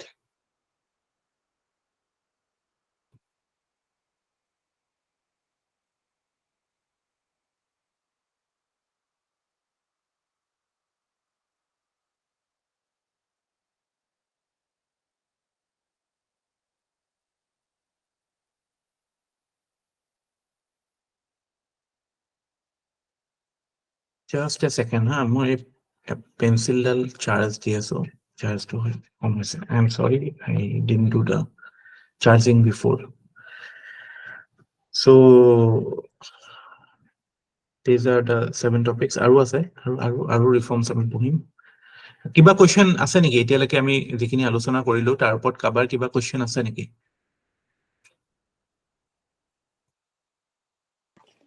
Sir, divestment to কি আছিল এবাৰ আকৌ ক'ব নেকি? মই লিখা নহল। ডাইভেষ্টমেন্ট মানে হৈছে য'ত আপুনি অকল আপোনাৰ শ্বেয়াৰটো কমাইছে। সে ফৰ এক্সাম্পল আপোনাৰ ধৰক 70% আছে, আপুনি 65 কৰিছে।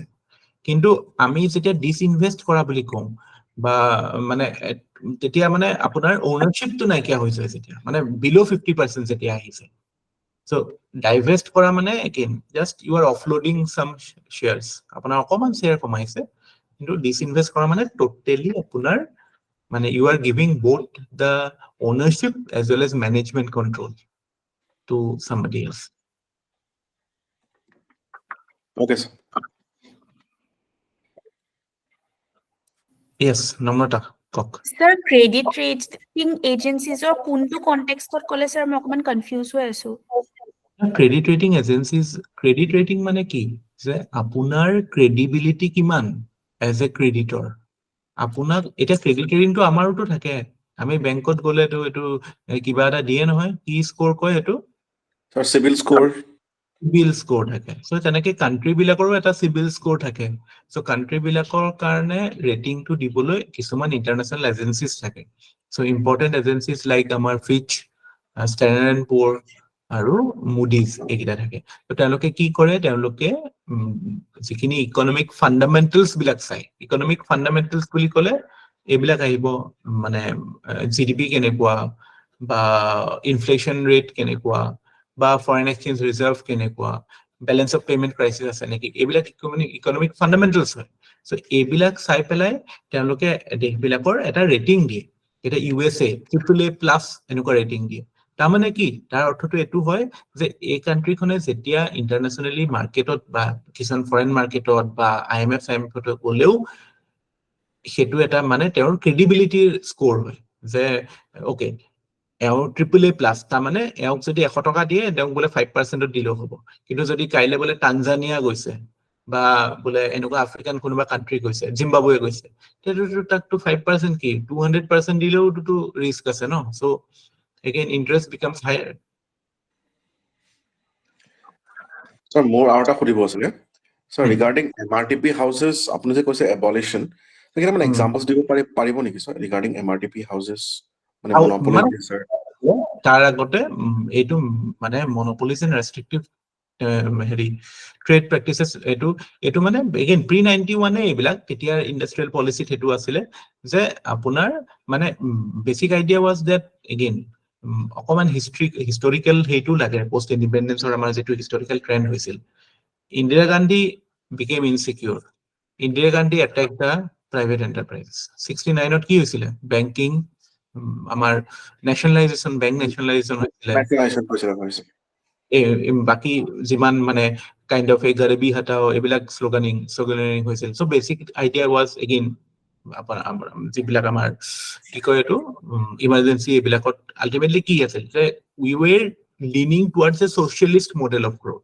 ছ'চিয়েলিষ্ট মডেলত কি হয় যে যিমান বিগ মানে you can say that state is at the commanding heights of the economy. State গোটেইটো কমাণ্ড কৰিব। চ' তেনেকুৱা এটা ক্ষেত্ৰত যে এতিয়া ৰাছিয়াৰ ক্ষেত্ৰতে চাওক, যিটো হয় যে কোনো ইণ্ডাষ্ট্ৰিক বা কোনো হেৰিয়ক ডাঙৰ হবলৈ নিদিয়ে, কোনো এণ্টাৰপ্ৰাইজক ডাঙৰ হ'ব নিদিয়ে। চ' সেইটো আপুনি কিছুমান চিনেমাটো এইটোৰ এক্সাম্পল দেখায়। এই গুৰু বুলি এখন চিনেমা আছে, সেই গুৰু চিনেমাখনতো সেইটো দেখায়, চাইছে যদি অভিষেক বচ্চনৰ, যে কিবা এটা হেৰিয়তকে থ্ৰেশহোল্ডটো বাঢ়িবলৈ হলে again you have to go to the গভৰ্ণমেণ্টে পাৰ্মিট কৰিব লাগিব, গভৰ্ণমেণ্টে কিছুমান মানে বেলেগ বেলেগ কণ্ডিশ্যন ছেট কৰিব যে ওকে ইমানটো এমপ্লয়মেণ্ট ইয়াত দিব লাগিব, তেতিয়াহে আপোনালোকে এইটোতকে বেছি এক্সপাণ্ড কৰিব পাৰিব, বা ইয়াত ইমানটো এইটো ৰুৰেল এৰিয়াত ইমানখিনি ইণ্ডাষ্ট্ৰি ছেট আপ কৰিব লাগিব, এনেকুৱা টাইপ। তাৰ থুলমূল হেৰিটো কনচিকুৱেঞ্চটো কি আছিল সেইটো আমি আগতে পঢ়িছিলো, আমাৰ মনত আছে পিটাৰ পেন চিনড্ৰম বুলি। আমাৰ ইয়াত সৰু সৰু ইণ্ডাষ্ট্ৰিয়ে হৈ আছিল। পিটাৰ পেন মানে হয় স্যাৰ, মনত পৰিছে। So, মানে আমাৰ মানে যেটো you can say the middle level industries কিছুমানে আমাৰ হৈছিলে, আমাৰ মেগা ডাঙৰ স্কেল কেতিয়াও হৈ নুঠিল, আৰু সেই কালচাৰটো এতিয়াও আছে anyway।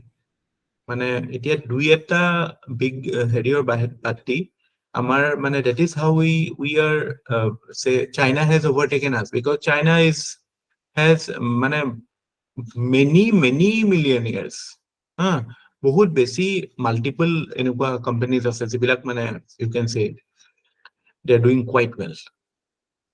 So that is the basic idea. You restrict monopoly. Government policy it was, but it is something which is again very regressive that disallows growth. Allegations of partiality in rating in Western credit agency. So what about Asian rating agencies? Allegation or partiality এইবিলাকতো থাকেই। আমিতো এইটো এতিয়াতো এটা standard লাইনে হয় যিটো kind of এনেকুৱা ক্ষেত্ৰত আমি কওঁৱে যে কিছুমান বায়াসেছ আৰু থাকিব, কিছুমান বায়াসেছ থাকে, কিন্তু আমি ইয়াত এজ এ চিভিল চাৰ্ভিচ এছপাইৰেণ্ট আমি এইবিলাক বস্তুত আমি নাচাওঁ। আমি ব্ৰড পলিচি বা ব্ৰড ইছ্যুজ বিলাকত যাম, বেচিক প্ৰিন্সিপলত ফ'কাছ কৰিম যে কি হয়, কিয় আছে, কেনেকে আছে। থাকিব পাৰে বায়াসেছ, পলিটিক্সো থাকিব পাৰে, হয় নে নহয়? এতিয়া এদিনাখন মই কিবা এটা বস্তু পঢ়ি থাকোঁতে পালো যে এতিয়া যদি আপোনাক এখন you are given to write an essay on decline of democracy in India, আপোনাক যদি সোধে যে ইণ্ডিয়াত ডেমক্ৰেচি ডিক্লাইন হৈছে নেকি, তেতিয়া যদি আপুনি ওবামাৰ ৰিপৰ্ট কোট কৰি পেলাই, ওবামাই যে কৈছিলে মাজতে, তেতিয়া আপুনি ভাবিছে নেকি আপুনি নম্বৰ পাব বুলি? আপুনি নম্বৰ তেতিয়া নাপায়। Do you know what I am referring to? ওবামাই যে কৈছিল মাইনৰিটি ৰাইটছ ইণ্ডিয়াত ভংগ হৈছে, কিবা কিবি। So আমি সেই যিখিনি you can say কন্ট্ৰভাৰ্চিয়েল এলিমেণ্ট বা যিবিলাকত ডিবেট হ'ব পাৰে সেইবিলাকত বস্তু নাযাওঁ। আমি যিবিলাক প্ৰেক্টিকেলি প্ৰুভেন বস্তু যে এইটো কি হয়, ইয়াৰ বেকগ্ৰাউণ্ড কি, সেনেকুৱা এষ্টাব্লিছ ফেক্ট বিলাকৰ ওপৰত আমি কথা ক'ব লাগিব।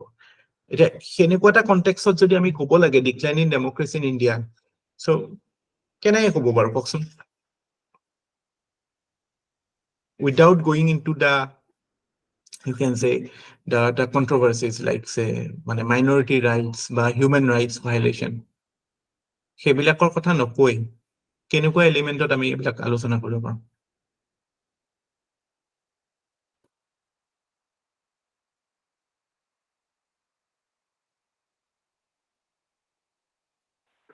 Suspension of so many parliaments and then passing the bills. Sorry, come again, Suraj. Suspension of the parliament MPs and then passing the bills. Parliament MPs suspension, mane do you think it is something that should not have happened, or like was it a wrong thing to suspend the MPs? Such a large amount of MPs should not be suspended in a go. But if a large amount of MPs does something wrong, then why should number be the criteria? Sir, more than the number, during the suspension, so many bills were passed with voice vote. Yeah, that can be an argument because you are saying the Parliament is not functioning in the intended sense, like how the Constitution wishes the Parliament to function. Parliament is not functioning in that way. Emergency 1975 point আছে XN আহি আছে নহয়। মই এই বস্তুটো মানে হেৰি কৰি লওঁ। কথাটো এনেকুৱা হয় যেতিয়া আমি মানে সেই টাইপতে যাব লাগিব যে আমাৰ ইয়াত ডেমক্ৰেচি ডিক্লাইন হৈছে, আমি ক'ব পাৰোঁ যে পাৰ্লিমেণ্টাৰী ফাংচনিঙৰ প্ৰব্লেম আছে। তাত আমি ক'ব পাৰোঁ যে ধৰক parliamentary committee system, parliamentary committee system is where the real business of legislation should happen. But parliamentary committee functioning, you all know, paper potter jodi pohi ase je it is not doing, departmentalist DSRC sorry, DRSC, departmentally related standing committee, DRSC বিলাক গভর্নমেন্টে কনস্টিটিউটে কৰা নাই, whereas they are very important. 24 DRSCs. শুনিছেনে DRSC কথা? Have you heard about DRSCs? Departmentally related standing committees. 24টা আছে। Standing committees বিলাকৰ কথাটো পঢ়িছে চাগে আগতে কেতিয়াবা। সো তাতে এইবিলাক এতিয়ালৈকে ফাংচনেই কৰা নাই বহুত কেইটা। সো এইবিলাক কিয় ইম্পৰ্টেণ্ট হয়? কাৰণ পাৰ্লিয়ামেণ্ট ইজ আনউইল্ডি। পাৰ্লিয়ামেণ্টে 545 MP কেইটাই কিমান বিল পঢ়িব, কিমান বনাব, আল্টিমেটলি কমিটিজ বিলাকত হ'ব লাগে। সো সেই committee system is not functioning properly. তাৰপিছত ধৰক আমাৰ এইবিলাক ৰেগুলেটৰী বডিজ বিলাকৰ ইছ্যুজ আছে। এইবিলাক কথা কৈ পেলাই আপুনি ক'ব পাৰে যে that is where we can say কি the parliamentary democracy as the functioning of parliamentary democracy is questionable. তাতে আপুনি executive preeminence কথাও ক'ব পাৰে। executive preeminence মানে কি? আমাৰ ইণ্ডিয়াত আইন কোনে বনায়? Who makes laws in India? পাৰ্লিয়ামেণ্টে বনায় জানো? গভৰ্নমেণ্টেহে বনায়। গভৰ্নমেণ্টে বনায় নবনায়? আমাৰ লেজিসলেটিভ প্ৰচেছটো কেনেকুৱা? আইনখন গভৰ্নমেণ্ট মানে মিনিষ্টাৰে বা মিনিষ্ট্ৰীত ড্ৰাফ্ট হৈ আহিলে, ল মিনিষ্ট্ৰীত গ'ল ফৰ ইটছ লিগেল এংগল, মানে লিগেলি ঠিকে আছে নে নাই, তাৰপিছত পাৰ্লিয়ামেণ্টত আহিল। আৰু because the executive is the dominant force in parliament, so the bill gets passed. So essentially parliamentarians, they do not make laws. MPs বিলাকে নবনায়, গভৰ্নমেণ্টে বনায়। বাট ইন এ ৱে আপোনালোকেও হয়তো কাইলৈ ACS APS বা মানে বিউৰক্ৰেচি বনায়, বিউৰক্ৰেচি ইজ বিহাইণ্ড ইট না। সো the idea is কি ডেমক্ৰেচি পাৰ্লিয়ামেণ্টে বনাব লাগিছিল, কিন্তু বস্তুবিলাক পাৰ্লিয়ামেণ্টে বনাবলৈ হ'লে আপোনাৰ যিখিনি মানে mechanism, say your parliamentary committees, এইবিলাক বস্তুটো ফাংশনিং হ'ব লাগে প্ৰপাৰলি। এইবিলাক হোৱা নাই। So that is how you will justify the fact that there is a decline in democracy in India, rather than saying কি আমাৰ ইয়াত human rights violation হৈ আছে, আমাৰ ইয়াত minority rights violation হৈ আছে। এইবিলাক কথা ক'লে it is debatable. তাতে 10টা এক্সাম্পল দি দিব পাৰি য'ত এইটো হোৱা নাই। বুজি পাইছেনে আপুনি? এজ এ বিউৰক্ৰেট আপোনাৰ এনচাৰ বিলাক কোনটো টোনত আহিব লাগিব, কোনটো লাইনত আহিব লাগিব, rather than going into all those হেৰি। Are you getting it? Suraj, বুজি পাইছে কথাটো? When you say so many number of MPs are suspended, that is like there you are focusing on the fact that like you should not suspend so many. But my point is, if so many does something wrong, then that should be the case. But you look into the bigger picture of the things.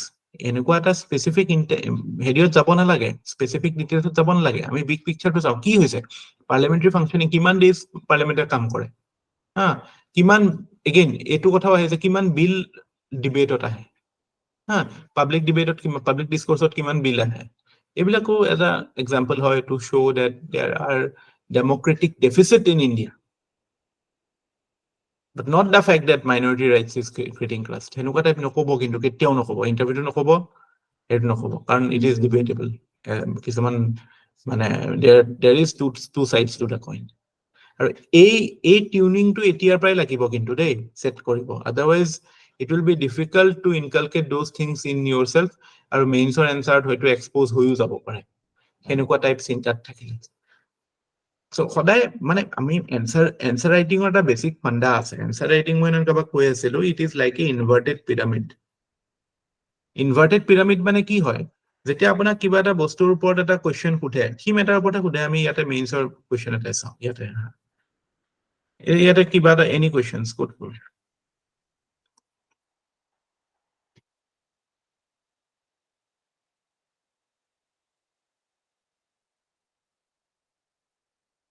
ইয়াতে কিবা এটা question চাওঁ, any questions কোনটো চাব কওক? You tell me কোনটো answer. শিল্পী কওক কোনটো এনসাৰ ভালকে লিখিছিল, বহুত ধুনীয়া লিখিছিল। মই আপোনাক নুসুধো, just I am like to make you people comfortable. কোনোবাই কওকচোন কোনটো কুৱেশ্যন আমি চাওঁ, any question.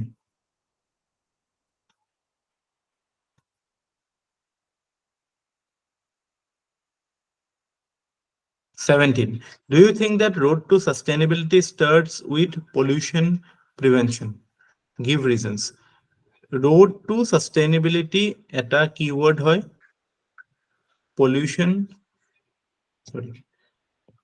pollution prevention is a keyword. So ইয়াতে সুধিছে কি আপুনি ইয়াতে what have you মানে main question tour মানে you go into the মানে core area to কি যে sustainability কি হয় question to হেতুই সুধিছে আমাক এটা স্টেটমেন্ট দি দিছে যে সাস্টেইনেবিলিটি মানে পলিউশন প্ৰিভেনশন কিন্তু আমি সাস্টেইনেবিলিটি তো অকল পলিউশন প্ৰিভেনশনৰ এসপেক্টটো থাকিবই কিন্তু sustainability means something bigger also না আমি আমাক মানে কথাটো এনেকুৱা যে মেইনছৰ কোৱেশ্চন বিলাকে আমাক এফালে ভাবিবলৈ বাধ্য কৰি দিয়ে আমি অকল হেতুতে যদি ভাবি থাকো তেতিয়া হলে কি হয় আমাৰ লিখিবলৈ এক লাইন দুই লাইনৰ পিছত একো নাথাকে গৈ পেলাই এইটো হৈছে নাই পৰীক্ষাত আপোনালোকৰ দি থাকোতে যে ওকে এইটো লাইনত ক'লে প্ৰথম পেৰাগ্ৰাফটোতে বা প্ৰথম লাইনটোতে কথাখিনি কৈ দিলে তাৰপিছত লিখিবলৈ একো নাই দেখোন বিশেষ এনেকুৱা টাইপ হৈছে নাই নিশ্চয় হৈছে আপোনালোকে সিৰিয়াসলি যদি মেইনছ দিছে সো সদায় এটুত মানে ফোকাসটো থাকিব লাগে যে ওকে সুধিছে কি যে road to sustainability আমি জানিব লাগে যে road to sustainability ক্ষেত্ৰত pollution preventionৰ হেতু কি হেতু মেইন এৰিয়া থাকিব কোৱেশ্চনটোত কিন্তু আমাৰ আইডিয়াটো বেসিক্যালি সাস্টেইনেবিলিটিৰ ওপৰত কথা কোৱেশ্চনটোত সো আমি ইয়াত প্ৰথমতে বিগ পিকচাৰত আমি সাস্টেইনেবিলিটিৰ কথাটো আহিব লাগিব যে এতিয়া যেটো the present state of the world that we are living in has made a sustainable sustainability as the key driver of any initiative that is taken by humankind আৰু হেতুৰ ক্ষেত্ৰত আমি ইকোনমিক ক্ষেত্ৰটো হওক বা আমাৰ সোশিয়াল হওক পলিটিক্যাল হওক anyway আমি সাস্টেইনেবিলিটি কথাটো পাতিবই লাগিব আৰু সাস্টেইনেবিলিটি কনসেপচুয়ালি তো আমি জানোৱে যে ব্ৰনটলেণ্ড কমিশনৰ সময়ৰ পৰা আছে যে আমাৰ এনেকুৱা টাইপকে আমি কামবিলাক কৰিব লাগিব যাতে আমাৰ ফিউচাৰ জেনাৰেশনৰ নিডস বিলাকো আমাৰ ফুলফিল হয় তো তাতে আমি ইকোনমিক এংগেলটোত আমি এটো বস্তু আনিব পাৰো আমাৰ পলিউশন এইবিলাক বাকি যিমান আমি মানে আমাৰ সোশিও ইকোনমিক এসপেক্টস আছে হেবিলাকো আনিব পাৰো কিন্তু মেইন আইডিয়াটো হৈছে সাস্টেইনেবিলিটি সো আমাৰ প্ৰথম যেটো পিকচাৰটোত আহিব ইয়াত আমাৰ প্ৰথম লাইনটো এটো হ'ব লাগে নেকি যে pollution prevention is the most essential element of sustainability হেতু প্ৰথম লাইন হ'ব পাৰে নেকি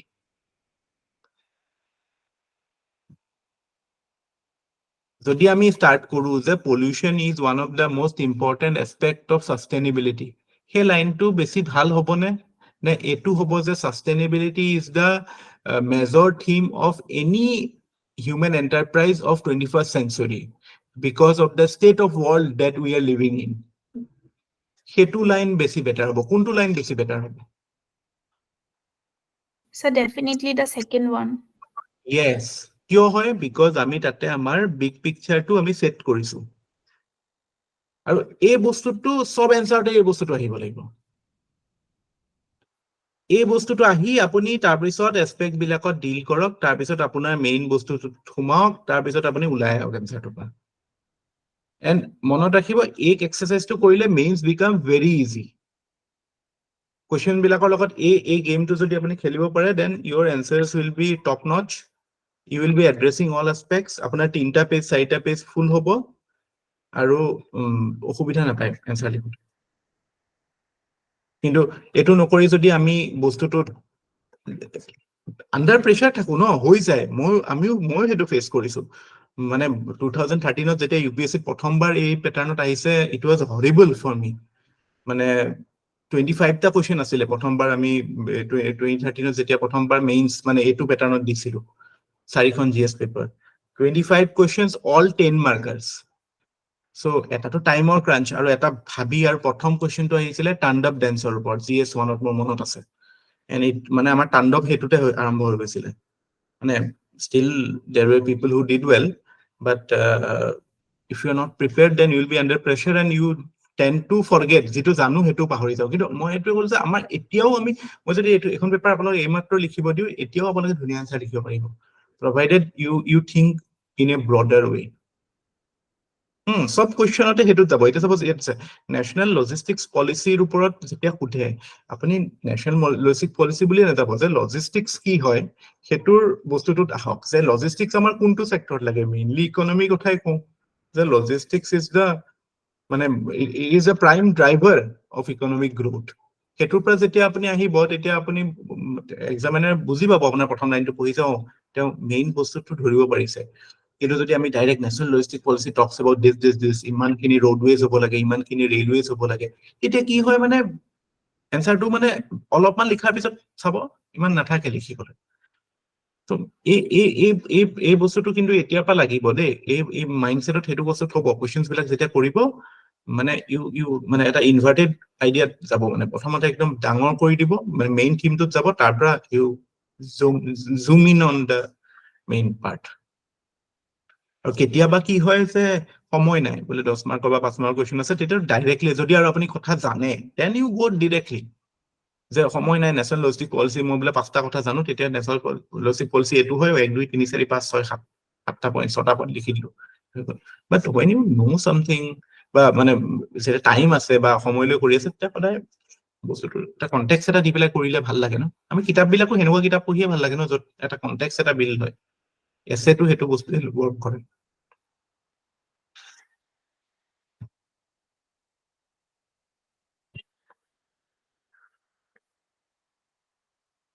ইয়া নয়ন আপুনি কিবা 75ৰ ইমাৰ্জেঞ্চি কথা সুধিব বিচাৰিছিল সোধকচোন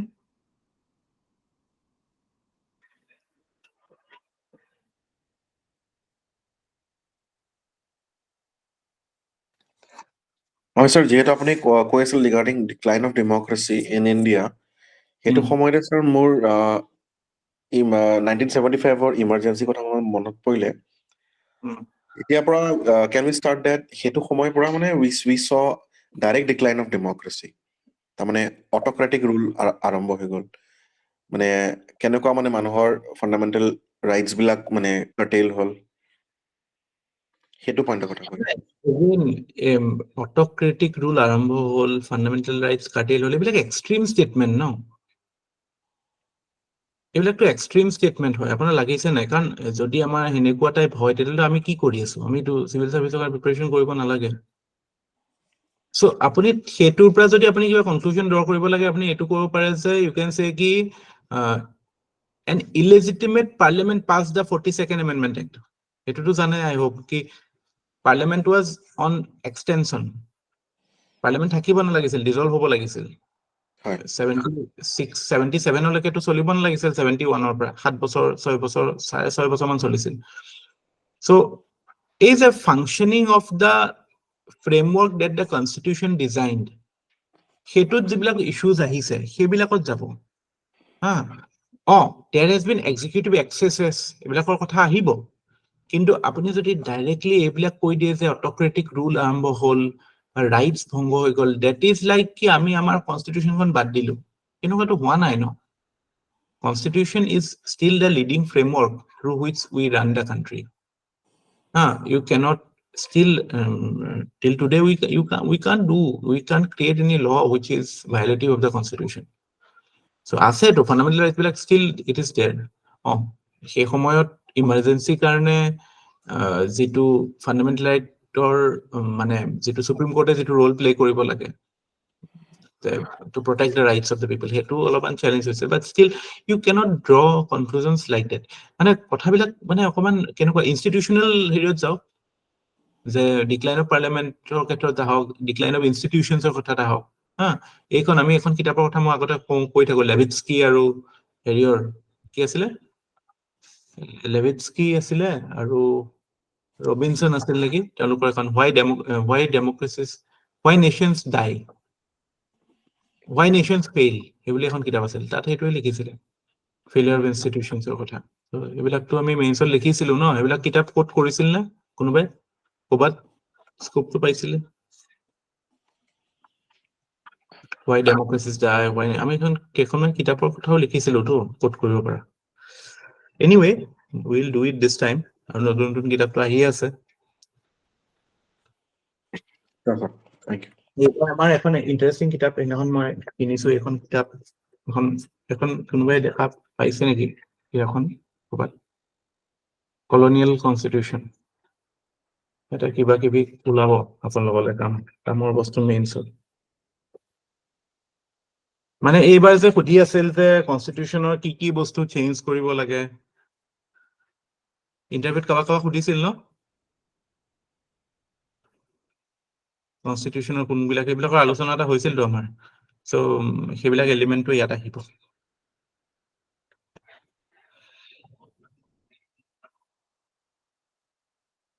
তাৰপিছত number 8 another important reforms in post 1991 period was debt recovery tribunals. What is it associated with? কোনোবাই ক'ব পাৰিব নেকি debt recovery tribunals? Recovery of bad loans, sir. Bad loans of banks. In fact, I have a data here. More than 6,000 crore rupees or case সেই সময়ত pending আছে যেতিয়া এইটো অনা হৈছিল. It was brought in 1990. So as a result of it, during Narasimha Rao's tenure, we brought in DRT. It was a quite ahead of its time. It was responsible for revitalizing the banking sector.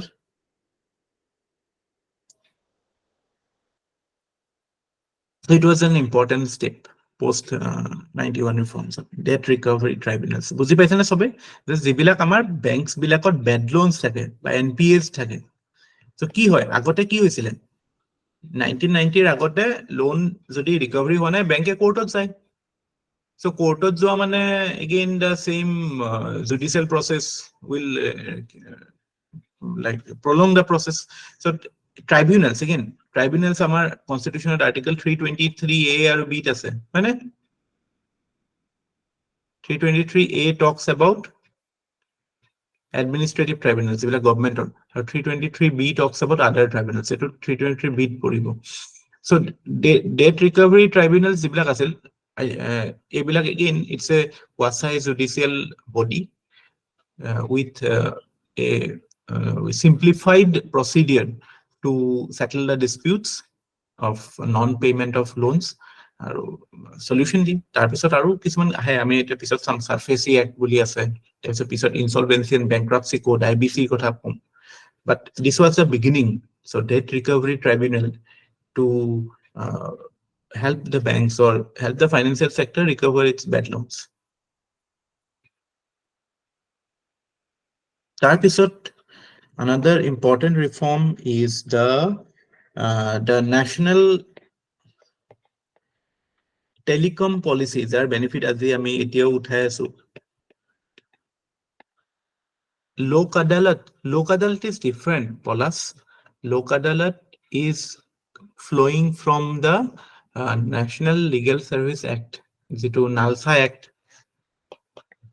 NALSA এখন act আছে 1985 নে 86 or হয় so eto alternative dispute resolution eto tribunal নহয় লোক আদালতৰ যেটো concept এটো tribunal নহয় ট্ৰাইব্যুনালত প্ৰপাৰ মানে কোৰ্টৰ নিচিনাই হয় প্ৰসিডিউৰটো খালি স্পিড আপ হয় অলপ কিন্তু যিবিলাক আমাৰ এডিআৰ মেকানিজম আছে অল্টাৰনেটিভ ডিসপিউট ৰেজোলিউশন বুলি কয় এটো বেসিক্যালি মানে আৰ্বিট্ৰেশন কনসিলিয়েশন সো এইবিলাকত থ্ৰুদি যেতিয়া হয় এটো মানে কেতিয়াবা আপোনাৰ প্ৰিলিটিগেশন ষ্টেজটো মানে ডিসপিউটটো হোৱা নাই তাৰ আগতো আপুনি গৈ পেলাই বস্তুটো সেটেল কৰিব পাৰে সো হেতু ইন এ ওয়ে মানে যেটো আমাৰ নরমাল কোর্ট প্রসিডিউর ফলো নহয় তাত লোক আদালত বিলাকত so that is a alternative dispute resolution mechanism but এটো একই হয় tribunal is like a court but with simplified procedures আমাৰ যেনেকৈ ফৰেনাৰ ট্ৰাইব্যুনাল থাকে ফৰেনাৰ ট্ৰাইব্যুনালছত কি মানুহ চাপাওতো আমি ডিটেনশন ক্যাম্পত পঠাও বাট ডিফাৰেন্সটো কি হয় আমাৰ কোৰ্টৰ যিখিনি প্ৰসিডিউৰেল যিবিলাক ডিলে সিলে হয় সেইবিলাক অলপ তাত কম হয় so purpose to again to lessen the burden on the existing courts and to simplify and speed up the process of justice delivery.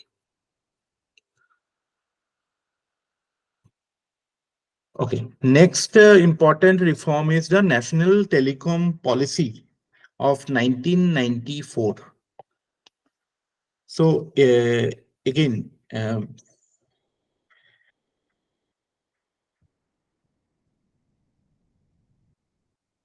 আমাৰ সেই সময়ত এতিয়াতো আজিকালি মানুহেতো গমেই নাপাব PCOs বিলাক মনত আছে নে পুৰণা মানুহসকলে গম পাব PCO বুম হৈ গৈছিল এইটো সময়ত PCO was a very important thing of the 90s ইনফেক্ট PCOত যোন বহে একদম মানে টাৱাৰে বেলেগ থাকে মানুহৰ PCOত গৈ পেলাই ফোন আহিব মানে ক'বাত লিংক কৰি পেলাই হেৰি কৰি দিব 94 95 পিছত কিমান PCO from 1994-95 onwards till around say 2004-5 এইটো পিৰিয়ডত মানে এইটো যে মানে PCOs আছিলে ন তেতিয়া পাব্লিক কল অফিচ আছিল না ফুল ফৰ্মটো কি আছে পাব্লিক কল অফিচে আছিল নেকি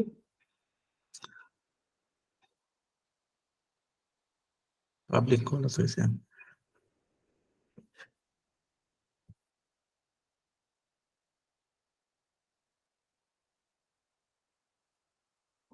জিঅ' আহিল চব চেছ আৰু ন But it's good. মানে tele density এতিয়া বহুত বেছি এতিয়া we have more than 100% tele density এতিয়াতো immediate reform যদি telecom sector লাগে তেতিয়াহ'লে তো you can say disinvestment লাগে kind of BSNL এইবিলাক মানে they can no longer compete with private players ব্ৰডবেণ্ডৰে যিটো অৱস্থা BSNLৰ মই মজা পাই গৈছো আগৰবাৰ BSNLৰ broadband is like epic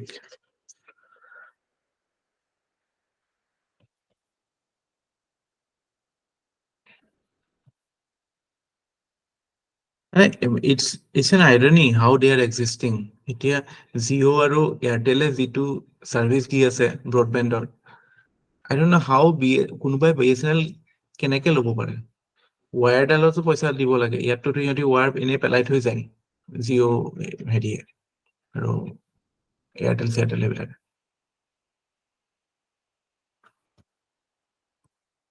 Then এই পিৰিয়ডতে 94-95ত এটা বিৰাট prominent world event এটা হৈছিলে we created something really big which is considered as the pinnacle of globalization do you guess can you guess or can you I think some of you must be able to decipher what I'm trying to take you to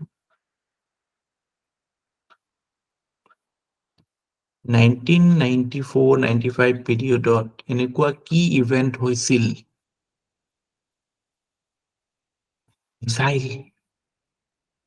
missile হৈছিল নেকি missile কি missile হৈছিল পলাশ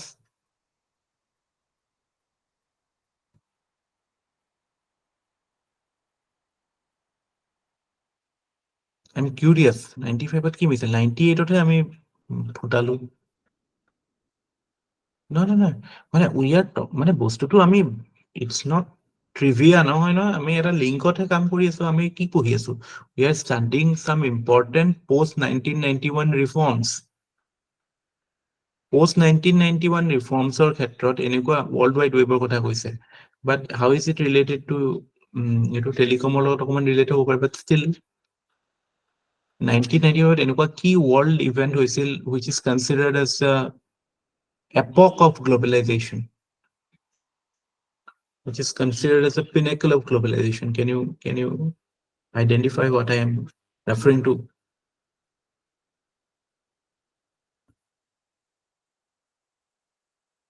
কোনে কব কক নম্ৰতা tell me you should know No, sir.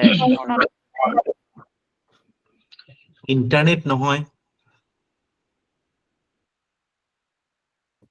নহয় আৰু এটা hint দিম এতিয়া যিটো নয়নে কৈ দিলে মানে USA the creator is now the destroyer of WTO but what I am referring to is World Trade Organization India became a founding member of WTO so India joining WTO এটা বহুত ডাঙৰ ইভেন্ট জানে নাই আপুনি যদি কোনোবাই 1991 আগৰ ইণ্ডিয়াখন কথা যদি আপুনি ভাবে, আমাৰ এখন NCERT কিতাপ আছে, সময় পালে কিতাপ পঢ়িব, politics in India since independence বুলি, বৰ ধুনীয়া কিতাপ। তাতো এইবিলাক কথা আছে অলপমান ব্ৰিফলি। মানে আমিতো এটা সময়লৈকে কৈ আছিলো যে নন এলাইনমেন্ট, এটা সময়লৈকে আমি কৈ আছিলো ইম্পৰ্ট সাবষ্টিটিউশন, আমি এটা সময়লৈকে কৈ আছিলো যে আমি বাহিৰৰ পৰা একো বস্তু নলওঁ, আমি সব আমাৰ ইয়াতে প্ৰডিউচ কৰিম। আৰু সেইখন কাণ্ট্ৰিয়ে 1995 WTO জইন কৰি ল'লে। WTO কি হয় জানে নাই? Do you know what is WTO? World Trade Organization কি হয়? What does it symbolize? It symbolizes globalization. It symbolizes the fact that you can produce a good anywhere in the world and you can trade it anywhere in the world. In a way, it was a direct opposite of what our professed policy was prior to 1991. So it was a significant reform.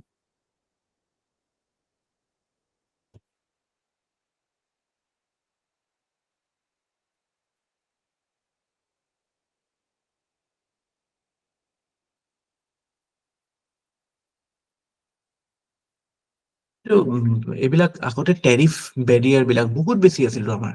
আপোনালোকে জানে নাই, আগতে import কৰা মানে এই হেৰি যে ৰবি শাস্ত্ৰীয়ে যে 1985 বেনচন এণ্ড হেডছ স্কুল, বা ক্ৰিকেট খেলা ভাল ল'ৰা জানিব, তেতিয়া যে যিখন অডি পাইছিলে 85-ত, সেই অডিখন ইণ্ডিয়ালৈ আনিবলৈ যিটো টেক্স লগাইছিল, সেইটো ৰবি শাস্ত্ৰীয়ে পিছত বহুত কিছুমান ধুনীয়া ধুনীয়া জোক মাৰে সেইটোৰ ওপৰত। So সেইটো ফেজ এনেকুৱা আছিল যে we were totally, মানে Maruti was the dream car আৰু সেইটো সময়ত। So importing is something unheard of মানে। So সেনেকুৱা ক্ষেত্ৰত আমি আকৌ মানে আপুনি WTO হোৱা মানে কি, when you become part of WTO, then the most essential condition কি, টেৰিফ বেৰিয়াৰ বিলাক কমাব লাগিব। WTOৰ যিকেইখন ফাউণ্ডিং এগ্ৰিমেণ্টছ আছে, agreement on agriculture, then agreement on subsidies, তাৰ পৰা এইবিলাক এই টেৰিফ চেৰিফৰ কথা যিবিলাক আছে, যে আমাৰ WTO হোৱা মানে কি, চব কাণ্ট্ৰিয়ে নিজৰ ট্ৰেড বেৰিয়াৰ বিলাক, ট্ৰেড ৱালছ বিলাক কমাই দিব, যাতে ইণ্টাৰেকশ্যনছ হ'ব পাৰে। চ' আমি সেইটো এটা বহুত ডাঙৰ ৰিফৰ্ম হয় আমাৰ economic লিবাৰেলাইজেশ্যনৰ জাৰ্নিত।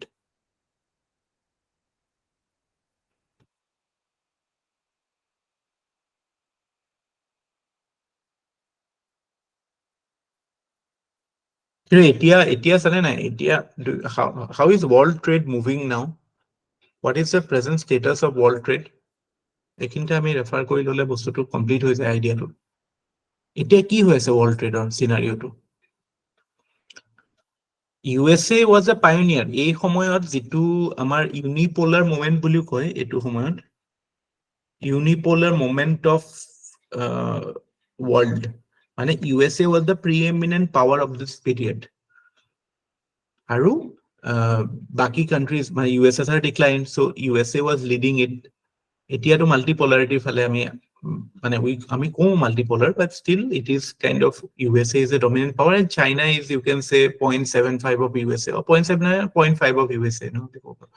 But the point is USA সেই সময়ত গোটেই পৃথিৱীখনৰ ট্ৰেড খোলা কৰি দিলে, যাতে গোটেই কাণ্ট্ৰি বিলাকে ডলাৰত ট্ৰেডিং চেডিং কৰিব পাৰে। আৰু in a way USA debt creation বাঢ়িলে, বা USA বহুত মানে চাইনাৰ কাৰণে আটাইতকৈ ডাঙৰ মাৰ্কেট কোনখন আছিল? USA আছিল। চ' USA খুলি দিলে, in a way USA opened the gates of Chinese rise। But লাহে লাহে যেতিয়া দেখিলে যে চাইনাৰ অকল ইকনমিক এম্বিশ্যনেই নাই, চাইনাৰ strategic ambitions আছে, China wants to be the challenger of USA in the world। চাইনাই যেতিয়া ক'লে যে আমি মিডল কিংডম হয়, we want to avenge the unfortunate মানে যিবিলাক চাইনিজ 200 years of colonialismৰ কথা কয় এই চি জিনপিং অহাৰ পিছত। কিন্তু তাৰ আগতে এইবিলাক ট্ৰেন্ডছ আছিলে। ইনফেক্ট বহুত এক্সপাৰ্টছ, কাপলান, ৰবাৰ্ট ডি কাপলানৰ কথা যদি কয়, মেয়াৰ শ্বাইমাৰ, এনেকুৱা টাইপ এক্সপাৰ্টছ কিছুমান আছে ফৰেন পলিচি, তেওঁলোকে আগতে কৈছে চাইনা ডোন্ট কনচিডাৰ ইট। নেপলিয়নে কৈছিলে যে it's a sleeping giant, When it will rise from its slumber, it will astonish the world. So USA গোটেই মার্কেটটো খুলি দিয়াৰ লগে লগে the world became the market for Chinese goods. So that is how China started accumulating money. এতিয়া কি হল USA যেটা দেখিলে যে নহয় এতিয়া আমি কি কৰিব লাগিব, now we need to decouple from China. Decoupling শব্দটো শুনিছে নে? ডিকাপল বুলি এখন ওয়েব সিরিজও আছে মাজতে, এই আছিলে নেকি, কোন আছিলে ডিকাপলড, কোন আছিলে, কোনোবাই চাইছে নাই? চোৱা নাই ন, মানে পঢ়া শুনাই কৰি থাকে আপোনালোকে। এনিৱে, মানে lighter note, decouple from China is the current US's policy towards China. যে আমি চাইনাৰ পৰা সবে আঁতৰি আহিব লাগে, তেতিয়া কি হ'ব, চাইনাৰ market will be cut off. এটা এটো started from Obama's time. Obama যেতিয়া Asia pivot of Asia policy আৰম্ভ কৰিছিল, তেতিয়াৰ পৰাই মানে after global economic recession of 2008, Asia pivot of Asia policy আহা লগে লগে মানে there was the start of the fact that Chinese rise has to be checked. তাৰপিছত লাহে লাহে যেতিয়া পিছত হেৰি আহিলে, ট্ৰাম্প আহিলে, তাৰপৰা এতিয়া বাইডেনৰ টাইমতো there is a মানে direct challenge towards China rise of China. এতিয়াতো USA ট্ৰান্স-পেচিফিক পাৰ্টনাৰশ্বিপৰ পৰা নিজে আঁতৰিলে, তাৰপৰা ইণ্ডিয়াকো জইন কৰিব নিদিলে আৰচেপত। এইটো ডাইৰেক্টলি এনেকে নক'ব পৰীক্ষাত আৰচেপত USA জইন কৰিব দিয়া নাই, কিন্তু একচুৱেলি এইটোৱে হয়। আৰচেপ আমি জইন কৰা হয়। আৰচেপ কি হয় বাৰু? Regional Comprehensive Economic Partnership. Are you aware of this agreement called RCEP? RCEP বুলি এটা এগ্ৰিমেণ্ট হৈছিলে মাজতে, আমাৰ যিখিনি মানে এছিয়ান কান্ট্ৰিজ আছে, ASEAN কান্ট্ৰিজৰ যাৰ লগত ফ্ৰী ট্ৰেড এগ্ৰিমেণ্ট আছে, মানে এই এছিয়ান কান্ট্ৰি 10খন আৰু প্লাছ ফ্ৰী ট্ৰেড এগ্ৰিমেণ্ট থকা 6খন country, China, Korea, Japan, India, Australia, New Zealand, এই 6খন কান্ট্ৰিৰ লগত এওঁলোকে এটা ট্ৰেড ব্লক ক্ৰিয়েট কৰিব বিচাৰিছিল। সেইটোৰ নাম হৈছিল RCEP, বাট ইয়াৰ পৰা India pulled out of it. So এইটো যদি ৰিয়েলাইজ মানে ইণ্ডিয়াও থাকিলে হয়, তেতিয়া it's kind of a parallel world body. Essentially RCEP would have been the dominant economic player in the world, but এইটো নহল because USA wanted to decouple its মানে interest from Chinese interest, because এতিয়া কি হৈছে, এতিয়া USA বিচাৰি আছে যে গ্লোবালাইজেশন ধ্বংস হৈ যাওক, গ্লোবালাইজেশন হ'ব নালাগে, কাৰণ গ্লোবালাইজেশন হলে কাৰ এডভান্টেজ হ'ব, চাইনাৰ। So China will be able to sell its good. So what is China's response? China's response to কি?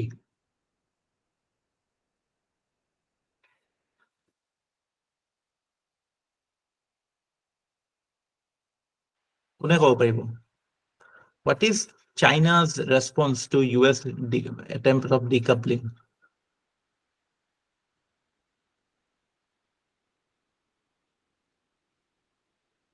Yeah, right, correct. Belt and Road Initiative. আৰু তাতো আটাইতকৈ ডেঞ্জাৰাছ কম্পনেণ্টটো কোনটো জানে নাই? তাৰে আটাইতকৈ ডেঞ্জাৰাছ কম্পনেণ্টটো হৈছে digital silk road. Have you heard about the digital silk road? য'ত নেকি মানে গোটেই মানে কমিউনিকেশ্যনছত চাইনাই নিজৰ গ্ৰিপ আনি ল'ব পাৰে।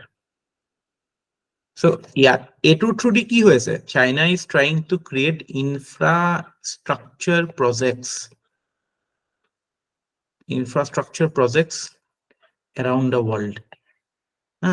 এইটো পাৰ্টনাৰশ্বিপত আহি, so ইয়াৰ থ্ৰুদি চাইনাৰ লাভ কি হ'ব? ফাইনেন্সিয়েল লাভটো হ'ব কি, যে এছেট ক্ৰিয়েট হ'ল, আৰু from your investment what do you get? You get interest. Second লাভ কি হ'ল চাইনাৰ? এইটো প্ৰথম লাভ। সেকেন্ড লাভ হৈ যাব ষ্ট্ৰেটেজিক, কাৰণ যেতিয়া কান্ট্ৰিজ বিলাকে লোন ৰিপে কৰিব নোৱাৰিব, তেতিয়া they will have to, what will they have to do? They will have to go the Hambantota way. Hambantotat কি হ'ল? যেতিয়া শ্ৰীলংকাই debt repayment কৰিব নোৱাৰিলে, they had to leave the Hambantota port for how many years? It's 100 years, no? So in a way, you get a physical asset on ground And you, at the same time, you also check any anti-China force from growing on those regions. So Belt and Road Initiative not only protects Chinese financial interest, but it also protects Chinese strategic interest. So that is how China is trying to, you can say, sustain its economy, but challenges are China attack. What is its weakness? Its weakness is the fact that China is an export-led economy. So এখন export-led economy problem কি হয় যে domestic consumption বা domestic market-ৰ ওপৰত ইমান dependent নহয়. So export-এ ultimately decide কৰিব. So মইতো অলপ আগতে কৈছিলোৱে exchange rate-ৰ কথাটো. Exchange rate-টো কিমান দেৰিলৈকে তেওঁলোকে সেই হিচাপত modulate কৰি পেলাই কৰিব পাৰিব. Then secondly, USA tariff বিলাক বঢ়াই দিছে. বাকি countries বিলাকেও decouple কৰাৰ কথা কৈছে. Then there is something called China plus one strategy. China plus one strategy কি হয়? China যে ইমান ডাঙৰ প্লেয়াৰ হ'ল গ্লোবেলাইজেশ্যন কিয় হ'ল? ইয়াৰ ফাউণ্ডেশ্যনত যদি আমি যাওঁ, আমিতো কনটেক্সটটো বুজি পালোৱে যে USA wanted to make dollar the world currency, সেই হিচাপে ট্ৰেড বঢ়াব বিচাৰিছিল আৰু সেইটো কাৰণে USA allowed China to grow. But why? যদি আৰু স্পেচিফিকত আমি যাওঁ তেতিয়া কি হ'ব? এখন USA আৰু এখন চাইনা and economics-ত আমাৰ যেটো আমাৰ theory of production. What is the theory of production? যে য'ত least cost হয়, যে য'ত খৰচ কম হয় তাতে আমি produce কৰিম. So আমেৰিকাত যেতিয়া লাহে লাহে মানুহবিলাক ধনী হ'বলৈ ল'লে তেতিয়া কি বাঢ়ি গ'ল তাতে? Wages began to rise. আৰু America being a democracy, so you could not artificially suppress the wages. Whereas China offered the opportunity for the industrialists in USA to come to China and invest there and set up industries এক number at low wages, 2 number no issues if you pollute the environment. Whereas in a democracy that can be an issue. So এনেকুৱা এটা context আমেৰিকাত চাইনাত already বহুত ইনভেষ্টেড US capital আছে. So এতিয়া এটো হেৰিয়ত এতিয়া চাইনা প্লাস ওয়ান স্ট্ৰেটেজি কথা কয় যে ওকে চাইনাটো কৰিমে, উপায়টো নাই. China is part of the global supply chain. You have to invest in China, but you should think of another alternative. That alternative can be India.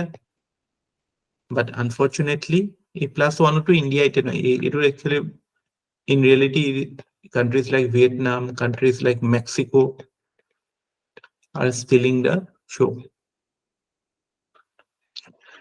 Are you with me? বুজি পাই আছে নে এতিয়ালৈকে? আমিতো কি আলোচনা কৰি পেলাই চাইনা পালোগে WTO ন? বুজি পাইছে নে?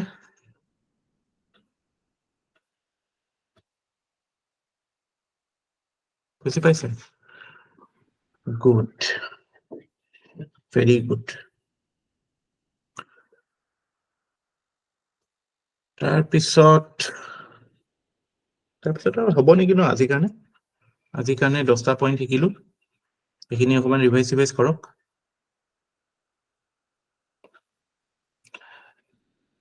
So anything to say, anything to add from your side?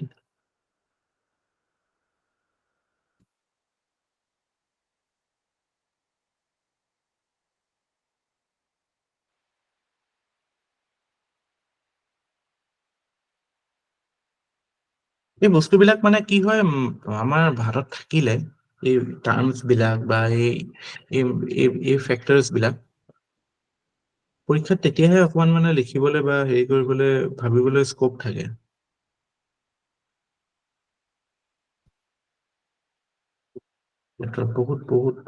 বহুত কথা থাকে জানিবলৈ, কিন্তু তাৰ মাজতে কিছুমান চব বস্তুটো মন নাথাকেই, দৰকাৰী কিছুমান বস্তু জনাটো বহুত দৰকাৰ. এইবিলাক ৰিফৰ্মছ খিনিতো লাগেই. GST অলপমান GST হওক IBC হওক এইবিলাক লাষ্ট ডেকেডৰ বহুত ইম্পৰ্টেণ্ট ৰিফৰ্মছ হয়. এইবিলাকতো অকমান যাব লাগে. আত্মনিৰ্ভৰ ভাৰত সেইটো এটা ইম্পৰ্টেণ্ট হেৰি হয়. আত্মনিৰ্ভৰ ভাৰত ইন কোভিড টাইমছ সেইটো এটা ইম্পৰ্টেণ্ট ৰিফৰ্ম হয়. বাকী ধৰক কিছুমান আছে আৰু কনভাৰ্টিবিলিটি এইবিলাকৰ ওপৰত.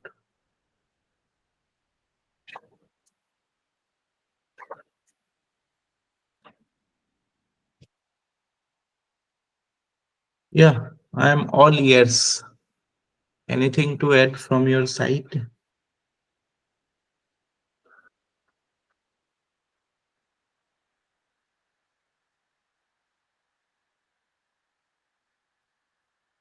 কিবা আছে সুধিবলৈ প্ৰিলিম স্পেচিফিক কিবা মেইনছ স্পেচিফিক বা কিবা জেনেৰেল কথা আছে যদি আছে নাই যদি কি কৰিব আৰু নাই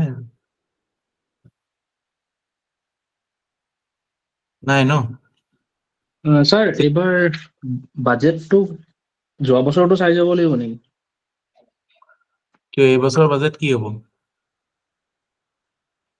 বাজেট হ'ব নাই এইবছৰ হ'ব স্যাৰ এতিয়া এটা কোৱেশ্চন পাই গ'লো প্ৰিলিমছৰ what is vote on account and what is interim budget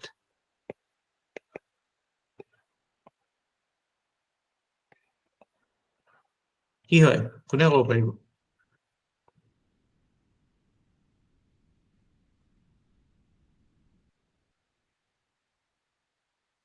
anybody শিল্পী ক'ত শিল্পী আছে নাই is she here not here interim budget or vote on account what is the difference and what is it শুনিছে না term কিটা এ 100% শুনিছে মইতো হয় স্যাৰ শুনিছোঁ what is it এইবাৰৰ বাজেটখন ইন্টাৰিম বাজেট হ'ব যেহেতু ইলেকশ্যন হ'ব আৰু ভোট অন একাউণ্টটো স্যাৰ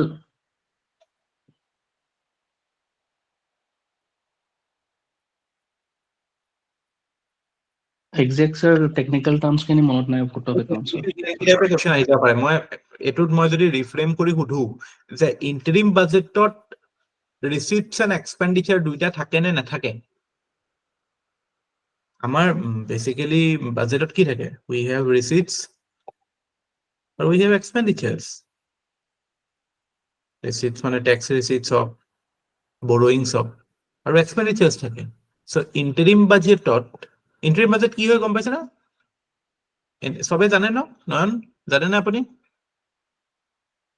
নম্ৰতা নয়ন স্যাৰ পাহৰিলো স্যাৰ স্যাৰ যেতিয়া ফুল বাজেটটো প্ৰেজেন্ট নকৰে হেতুক ইন্টাৰিম বাজেট কয় নেকি কেতিয়া ফুল বাজেট প্ৰেজেন্ট নকৰে স্যাৰ ইলেকশ্যন আহিবলগীয়া থাকিলে এতিয়া ইলেকশ্যন ইয়াৰ হয় ইট ইজ এ পলিটিক্যালি মানে হেৰি আৰু এটা it's considered incumbent on the government that they should not present a budget for the full year because বেলেগ government আহিব so full budget to after election আহিব hopefully mains-ৰ আগত আহি যাব আপোনালোকৰ কাৰণে পঢ়িবলৈ বস্তু prelims-ৰ কাৰণে hopefully you will be saved নতুন বস্তু হয়তো আৰু এড নহয় so prelims-ৰ কাৰণে এটো নাথাকে মানে ইলেকশ্যন prelims-ৰ নহয় ইলেকশ্যন ইয়াৰত নাথাকে interim budget full budget so they have interim budget তাতে interim budgetত receipt and expenditure ক্ষেত্ৰত তেনে কি থাকিব তাতে expenditure হেইটো অলপমান হেৰিকে থাকে মানে যিখিনি লাগে সেইখিনি থাকিব নতুন ট্যাক্স ৰিসিট বা নতুন ট্যাক্স প্ৰপোজালস নাথাকে এটোত কাৰণ again গভৰ্নমেন্ট আহিলে there can be change in policies of the government so basically interim budgetত মানে receipts and expenditure দুইটা থাকিব but more focus is on মানে সেই বছৰৰ যেটো expenditure আছে আৰু ভোট অন একাউণ্টটো কি হয় ভোট অন একাউণ্টটো আজিকালি ইমান প্ৰেক্টিছত নাই কাৰণ আজিকালি বাজেটটো আমাৰটো এনেকুৱাকে পাস হয় যাতে এপ্ৰিলৰ 1 তাৰিখৰ পৰা আমি নতুন ফাইনান্সিয়েল ইয়াৰত খৰচ কৰিবলৈ পইচা ৰিলিজ কৰিব পাৰো কিন্তু এটা সময় তেনেকুৱা আছিল যে মেইন বাজেট পাস হোৱালৈকে জুন মাহ পাইছেগে সো সেইখিনি পিৰিয়ডতো খৰচ কৰিব লাগিব সো হেতু কাৰণে কি কৰে টোটাল বাজেটৰ মানে প্ৰিভিয়াস ইয়াৰৰ বাজেটৰ 1/6 অফ দা এক্সপেন্ডিচাৰ আমি ৰিলিজ কৰো as a vote on account so that সেই ইন্টারিম পিরিয়ড টু যে এপ্রিল বা মানে financial year starts on April 1 so April 1 এর পৰা বাজেট পাস হোৱালৈকে চলিবলৈ আমাৰ ভোট অন একাউণ্টৰ থ্ৰু দি আমি ইউজ কৰো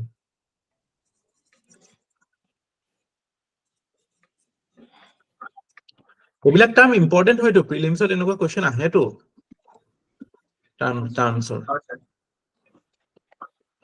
Very important. Be very clear about all these things. আৰু এটা কথা কি জানে, এইবিলাকত মুখস্থ কৰা টাইপ নল'ব যে ওকে এইটো ৰাখিম এইটো। আপোনালোকে ভাবিব যে কি হ'ব পাৰে, যে ওকে ইলেকশ্যনৰ সময় হয়, ইলেকশ্যন আহিব আৰু ফুল বাজেটখনটো আহিবই, চ' ইয়াতে কি নাথাকিব পাৰে, নতুন টেক্সৰ প্ৰপ'জেল থাকিব নেকি, এনেকুৱা টাইপ দিব পাৰে। যে এনেকুৱা টাইপকৈ কুৱেশ্যনটো যদি অকণ ক্ৰিয়েটিভলি ছেট কৰে, যে এনেকে যে what are the things that can be included in an interim budget, or what are the things that can not be included in an interim budget, or the new tax proposals, new, so hey tetya apuni you have to think ki apuni najanilo, exactly najanilo hetu line of thought to henuka hobo lagibo.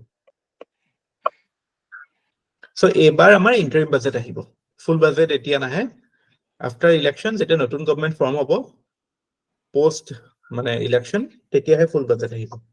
Obviously gom paise na? হয় sir.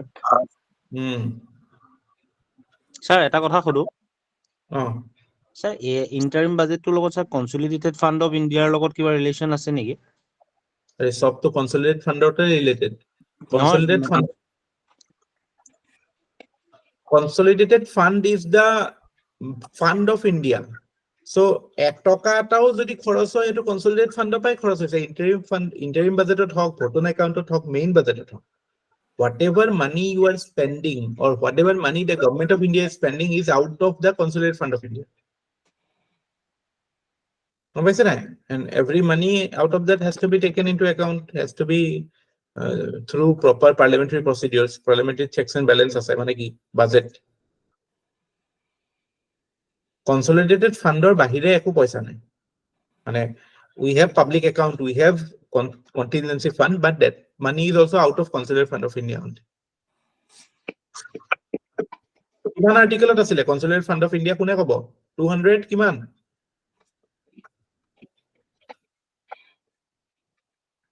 200 নে 300 আছিল, কি আছিল 266 নে কিমান আছিল 266 65 66 67 আছিল নেকি 266 consolidated fund 267 এবিলাক ৰিভিজন বিলাক এনেকুৱাতে হৈ থাকিব লাগে। আমি প্যাৰেলালি হেতু হেবিলাক পলিটিক্যাল এংগল বিলাকো ভাবি থাকিব লাগে, তেতিয়াহে আমাৰ পৰীক্ষাত আমাৰ কনফিউজন বিলাক নহয়। এতিয়াবা পৰীক্ষা দিয়া প্ৰেক্টিছটো কৰি থাকিব লাগে। ওকে এটো ক'ত আছিল, এটো ইয়াত আছিল। Don't be lazy. Eto porikha, it is not for lazy people. Yeah, ফটাফট লগত চাই দিব, মোবাইলত আছে, ইয়াত আছে, সবতে আছে। ওকে এটো ইয়াত আছে, হৈ গল। 266 one is contingency consolidated fund of India. Done. Okay, aru question, anything else?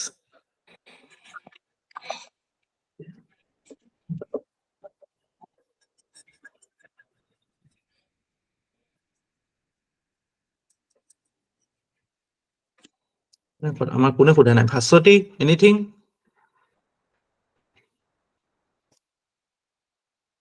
Everybody should ask something.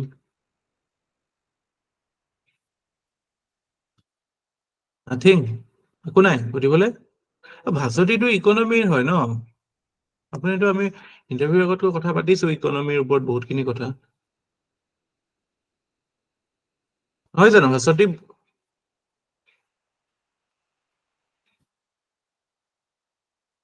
Maybe she is not listening. Revise কৰিলে ওলালে। নাই ইকনমি বেকগ্ৰাউণ্ড ন, ৰিভাইজ কি আৰু পঢ়ি থাকিব লাগিব, ওলাই যাব।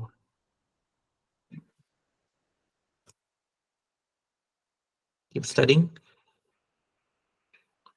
এতিয়া প্ল্যান বিলাক কেনেকুৱা আপোনালোকৰ? এতিয়া কওকচোন, এতিয়া প্ৰিলিমছৰ ৰিলেটেড কিবা আনসাৰ্টেইনিটি কিবা আছে নেকি? মানে স্যাৰ মই ভাবো তাকে সুধিম বুলি ভাবিছিলো, আপোনাক প্ৰপাৰ ষ্ট্ৰেটেজি এটা লাগিছিল। মানে বস্তুবোৰ এতিয়া গ্যাপ হৈ গ'ল বহুত দিন। বহুত দিন কি কৰি আছিলে? গ্যাপটো হ'ব নালাগিছে বাৰু, হ'লটো হ'ল, এতিয়া কি কৰিব লাগিব? তাকেতো এতিয়া স্যাৰ কি একদম পুৰা এনেকুৱা এটা মেট্ৰিক্স এটা বনাই লওক। ৰাতিপুৱা উঠি সদায় এইটোত চাই থাকিব কি কি কাম হৈছে। মেইন ধৰক মডাৰ্ণ ইণ্ডিয়ান হিষ্ট্ৰীৰ পৰা আহিব কুৱেশ্যন বহুত, আৰু পলিটিৰ পৰাতো আহিবই কুৱেশ্যন বহুত, ইকনমিৰ পৰাও আহে, ইমান বেছি নাহে APSCত, তথাপি আহে, কিন্তু মেইনছততো আপোনাৰ লাগিবই। জিঅ'গ্ৰাফি আহিব, ফেক্টুৱেল বেছি আহে, কোনখন নদীৰ পাৰত কি, sir Assam related you cannot avoid. অসমৰ হিষ্ট্ৰী জিঅ'গ্ৰাফি ইকনমি সব থাকিব সো ইয়াতে আপুনি নিজকে মেজাৰ কৰক কিমানটোত কিমানত আছে এতিয়া মই সাজেষ্ট কৰিম যে যিখিনি আমাৰ ফ্যাকচুৱেল টাইপ কোৱেশ্চন থাকে হা এই আমাৰ কোৱেশ্চন পেপাৰখনে চাওঁ এতিয়া ওলাব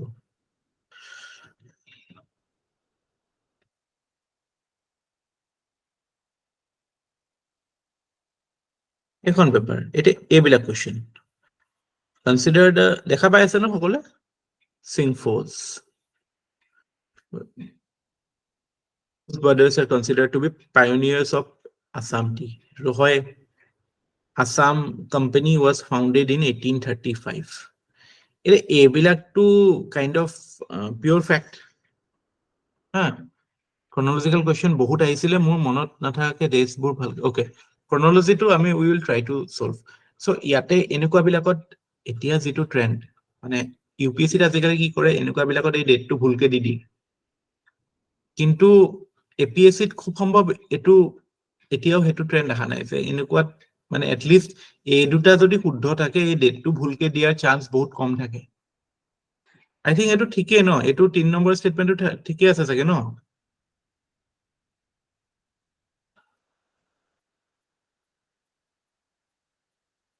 3 নম্বৰ স্টেটমেন্টটো ঠিকই হয় নে Assam company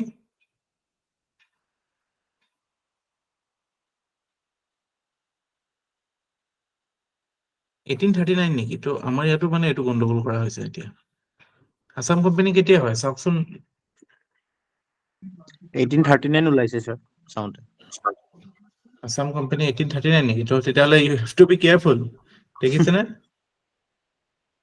Assam company 1839 so ইয়াতো ভুল হ'ব পাৰে সো এইবিলাক বি কেয়াৰফুল সো এটো ইম্পৰ্টেন্ট হয় এনেকুৱা এক্সাৰসাইজ বিলাক কৰিব লাগে যে okay code UPSC code trap set কৰিছে এটো সেট কৰিছে সো বি কেয়াৰফুল এটো এই দুটা আমাৰ জেনাৰেল টেন্ডেন্সি এটা মই যদি পৰীক্ষা দিও এই দুটা জানো সো এটো চান্স লৈ লম গম পাইছে না আৰু জেনাৰেল টেন্ডেন্সিজ কি শুদ্ধই হয় এটো মানে কাইন্ড অফ মানে কি আৰু কোৱেশ্চনস এই দুটা স্টেটমেন্ট দিলে এটো শুদ্ধই দিব লাগিছিল একচুয়ালি এটোত আৰু এটা লৰাই যদি কোনোবা এটা ষ্টুডেন্টে যদি এই দুটা কথা জানে তো এটোৰ কাৰণে ভুল কৰিব নালাগে বাৰু হেতু এপাৰ্ট মানে মই এটো কথা ক'ব বিচাৰিছো যে এই টাইপৰ কোৱেশ্চন বিলাক ধৰক এই গ্ৰান্টস ৰান বিলাক এটো কাৰ লগত এসোসিয়েটেড এইবিলাক to it all depends on two things আপোনাৰ ৰিসোৰ্সেস কেনেকুৱা সাউন্ড হয় আৰু আপোনাৰ ৰিভিজন কিমান সাউন্ড হয় আপুনি ৰাইট মেটেৰিয়েলৰ পৰা ৰিভাইজ কৰি আছে নে নাই কাৰণ এইবিলাক ফ্যাকচুৱেল অলপ সময় কাৰণে থাকিব পৰীক্ষাত হয়তো হেৰি হ'ব এখিনি সময় থাকিব সো এইবিলাকৰ কাৰণে ধৰক এতিয়া যদি মাৰ্চৰ মিডল অফ মাৰ্চ যদি পৰীক্ষা হয় তেতিয়াহলে ধৰক মানে 30 days prior to that you keep revising these things আৰু এইবিলাক ৰিপিটেড থিমস কিছুমান হয় ন গ্ৰান্ড স্টান্সৰ ওপৰত আহে কোৱেশ্চন তাৰ পিছত চাব কিছুমান কোৱেশ্চন আছে এইবিলাকটো বাৰু ইমান হেৰি নহয় এইবিলাকটো কাইন্ড অফ কাৰেন্ট এফেয়াৰ্স কোৱেশ্চনে হয় সো ইয়াত আৰু কোনো কনসেপ্ট বা হেৰি নাই যেটো বস্তু হয় হেতু জানে নে নাই whereas মেইনছটো গোটেই খেলটোৱে বেলেগ হয় সো এনেকুৱা বস্তুবিলাক আপুনি মানে যিমান এতিয়া you will keep revising all those stuff there মানে chances of recollecting that becomes more but again you don't have to get all correct না এতিয়া এইবিলাক যদি আপুনি নাইও কৰাৰ কথা নাই chronology again chronology বিলাক আমি জেনাৰেলি কেনেকৈ মনত ৰাখো chronology মনত ৰাখাৰ এটাই উপায় আছে এসোসিয়েশন মানে আপুনি যদি কিবা এটাৰ লগত যদি এসোসিয়েট কৰিব পাৰিছে সে ফৰ এক্সাম্পল আমাৰ যদি ধৰক এইবিলাক আহে কি কয় গভৰ্ণৰ জেনাৰেলস এইবিলাকৰ আহিলে সো কোনোবা এটা বা দুটাৰ লগত মনত ৰাখিলে হ'ল মানে সে মই মোৰ টাইমত কেইটামান এনেকুৱা আছিল আমাৰ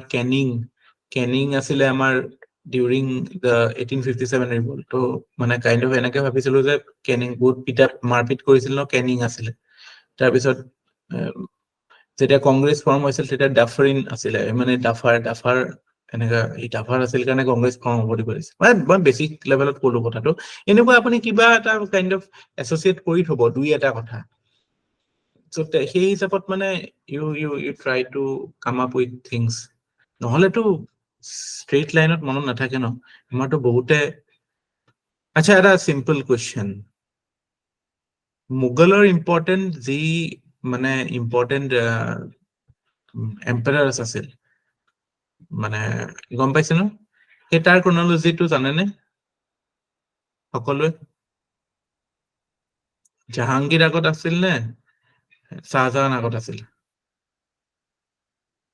সেইবিলাকতো মানে আমি ইমানে পঢ়িছো যে সেইবিলাকতো ইনগ্ৰেইন হৈ যায় ন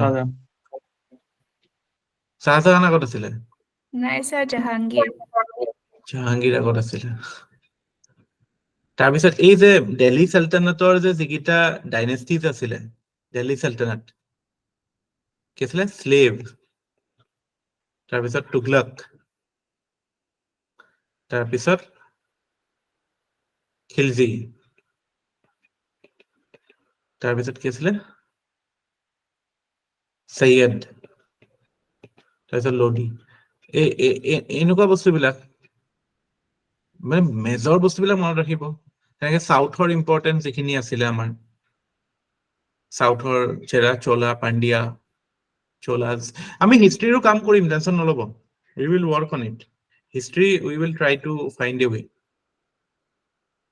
ঠিক আছে হিষ্ট্ৰীৰ আমি প্ৰিলিমছ ওৰিয়েন্টেড কনসলিডেট কাম কৰিম এতিয়া মোৰ টাৰ্গেটটো এটো যে ইকোনমি পলিটি জিওগ্ৰাফি খিনি পটাপট কৰি then we move on to history environment বাকি ৰেন্ডম যিবিলাক বস্তু আছে কিন্তু আপোনালোকৰ হোমৱৰ্ক বা আপোনালোকৰ বেসিক কামটো হ'ব যে যিখিনি ধৰক আমাৰ অসম হিষ্ট্ৰীৰ পাৰ্ট খিনি সেইখিনি অকমান মানে ইউ হেভ টু ৰিভাইজ কাৰণ সেইখিনিত একো বিশেষ এনেকুৱা নাই এই মহিৰংগ দানৱৰ পৰা আৰম্ভ কৰি ৰাইট টিল ইয়ৰ কি আছিল লাষ্ট আহোম ৰুলাৰ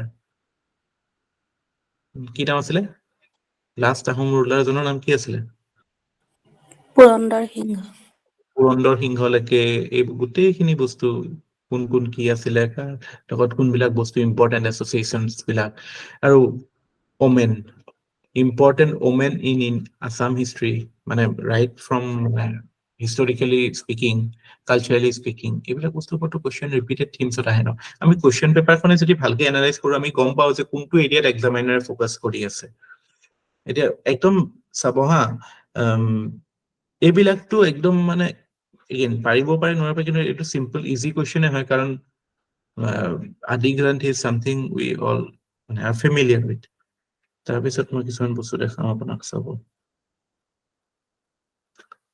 এইবিলাকতো ইমান টাফ নহয় সেইটো হিচাপত কাৰণ প্ৰি কংগ্ৰেছ এছ'চিয়েশ্যন সেইবিলাকৰ ওপৰত স্পেক্ট্ৰাম কিতাপখনতো আছে যে কি কোনকেইটা ক'ত হৈছিল সেইকেইটাটো এইটো এছেঞ্চিয়েল হয় মানে এইটো মনত ৰখাটো প্ৰি কংগ্ৰেছ এছ'চিয়েশ্যন যিকেইটা আছে মাদ্ৰাজ মহাজন সভা ইষ্ট ইণ্ডিয়া এছ'চিয়েশ্যন চ' এটা দুটা জানিলেও মানে আমি কৰিলেট কৰিব পাৰো পলিটি ইজ দ্য ইজিয়েষ্ট পাৰ্ট এটা ফালৰ পৰা ক'বলৈ গ'লে কাৰণ কনচেপ্ট পলিটি আৰু ইকনমিৰ কুৱেশ্যন কেতিয়াও ভুল নকৰিব কাৰণ এফৰ্ট কম লাগে আৰু ৰিজাল্ট ইজ মোৰ ৰিৱাৰ্ডিং বিশেষকে পলিটি আৰু হিষ্ট্ৰীত আপোনাৰ এফৰ্ট যিমান লাগিব তাৰ ৰিৱাৰ্ডটো কম হয় মইতো এটা ভিডিঅ' এইটো পিছত বনাইছিলো যিমান বেছি কষ্ট কৰিব সিমান আউটপুটটো পলিটিত বেছি পাব চ' পলিটিৰ সেইবিলাক মিছ নকৰিব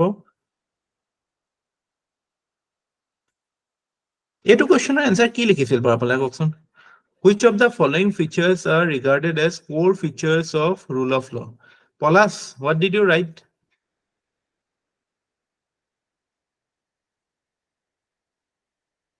And what did you select?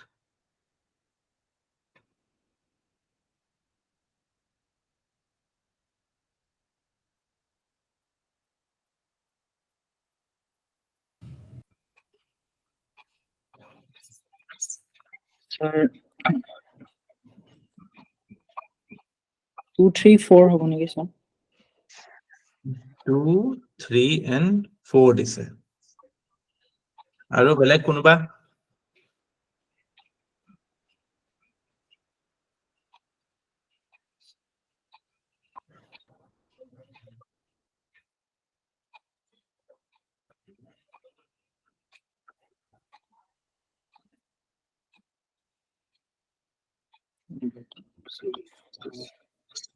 Many other options. আচ্ছা এইবিলাক মানে কনচেপচুৱেল আৰু মানে কোৰ কনচেপ্টটো বুজি পালে হৈ যায় ৰুল অফ ল বুলি যেতিয়া কওঁ কনষ্টিটিউশনালি স্পিকিং আমাৰ কনষ্টিটিউশনৰ ৰুল অফ লটো আমি ক'ত দেখা পাওঁ? ৰুল অফ লৰ কথাটো আইডিয়াটো ক'ত আছে? Anybody? Sir, Article 14. Article 14 আছে, very good. Article 14 explicitly আছে যে যেতিয়া আমি কৈছো যে equality before law and equal protection of law হ'ব, তাৰ মানে এটো যে we won't treat anybody arbitrarily. সবকে আমি ৰাখিম এনেকে। So এটো ইয়াৰ পৰা ফ্লো হৈছে এটো আইডিয়াটো, কিন্তু তাৰ মানে এটো হয় যে rule of law থাকা মানে কি? Rule of law থকা মানে আমি কওঁ যে ৰজাৰ শাসন নহব। ৰজাৰ শাসনটো কি? মানে arbitrary rule নহব। Arbitrary rule নহব। Rule will be through law. Arbitrariness is antithesis to equality বুলিও কয়। So arbitrariness নাথাকিব, তাৰ মানে powerটো in a way limit হ'ব। Liberty and civil rights in a way হয় যে যেতিয়া rule of law আহিব তেতিয়াহে আপোনাৰ এটো আহে, মানে মানুহৰ ৰাইটছৰ কথা আহে, অধিকাৰৰ কথা আহে, নহলেতো it is upon the discretion of the ruler. তাৰপিছত supremacy of law এটোতো হয় in a way essentially, but ইয়াতে যদি মই মানে আমাৰ ইণ্ডিয়ান কনষ্টিটিউশনৰ কনটেক্সটত যদি চাওঁ তেতিয়াহলে ধৰক ইয়াতে আহিব যে equality before law and supremacy of law, এই দুটা মেইনলি you can say মানে এটোত হেৰি হ'ব। এনে এনসাৰত কি আছে? এনসাৰ কি মতে কি হয় এটো? এইবিলাক পেপাৰ চেপাৰ বিলাক চাই আছে নাই এতিয়া যোৱাবাৰ অহা কুৱেশ্যনছ বিলাক? কাৰণ ট্ৰেণ্ডটো সেনেকুৱাই হ'ব কুৱেশ্যনৰ। What are you doing?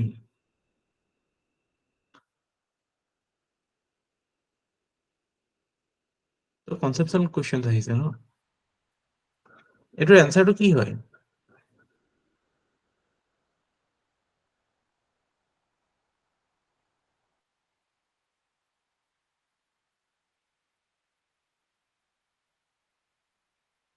Official answer কিটো কি হয় এটোৰ?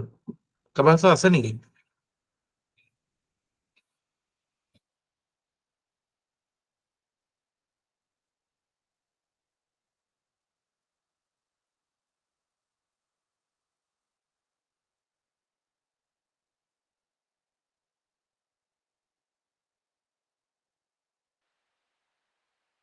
নাই স্যাৰ, বিচাৰিব লাগিব এনসাৰ কিটো।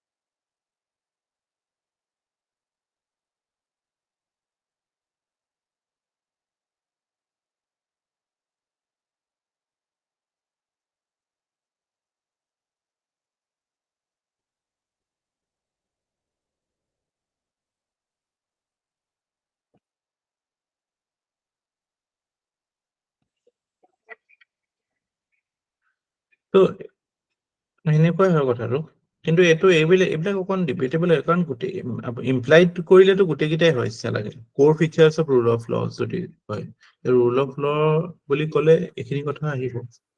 Law is supreme.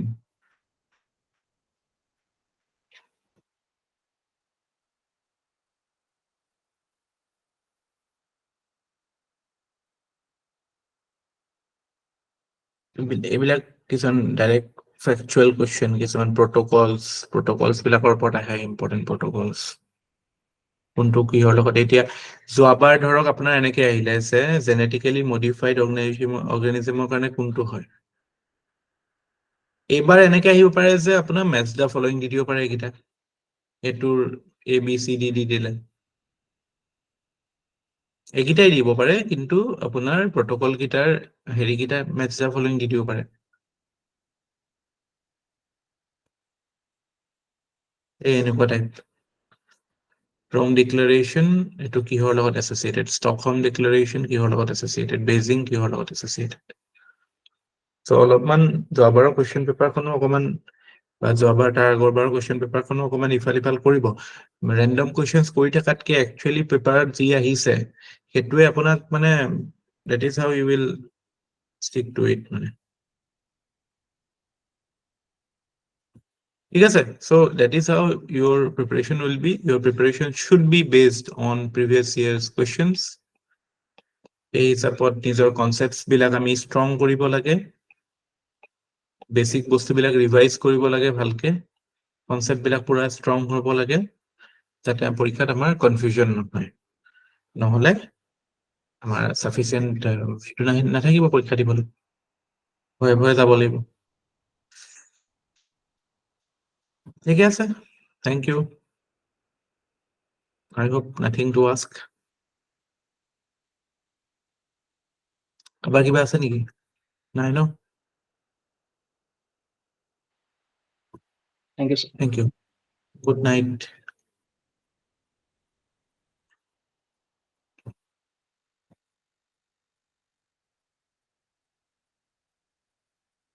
Good night. Good night. See you tomorrow.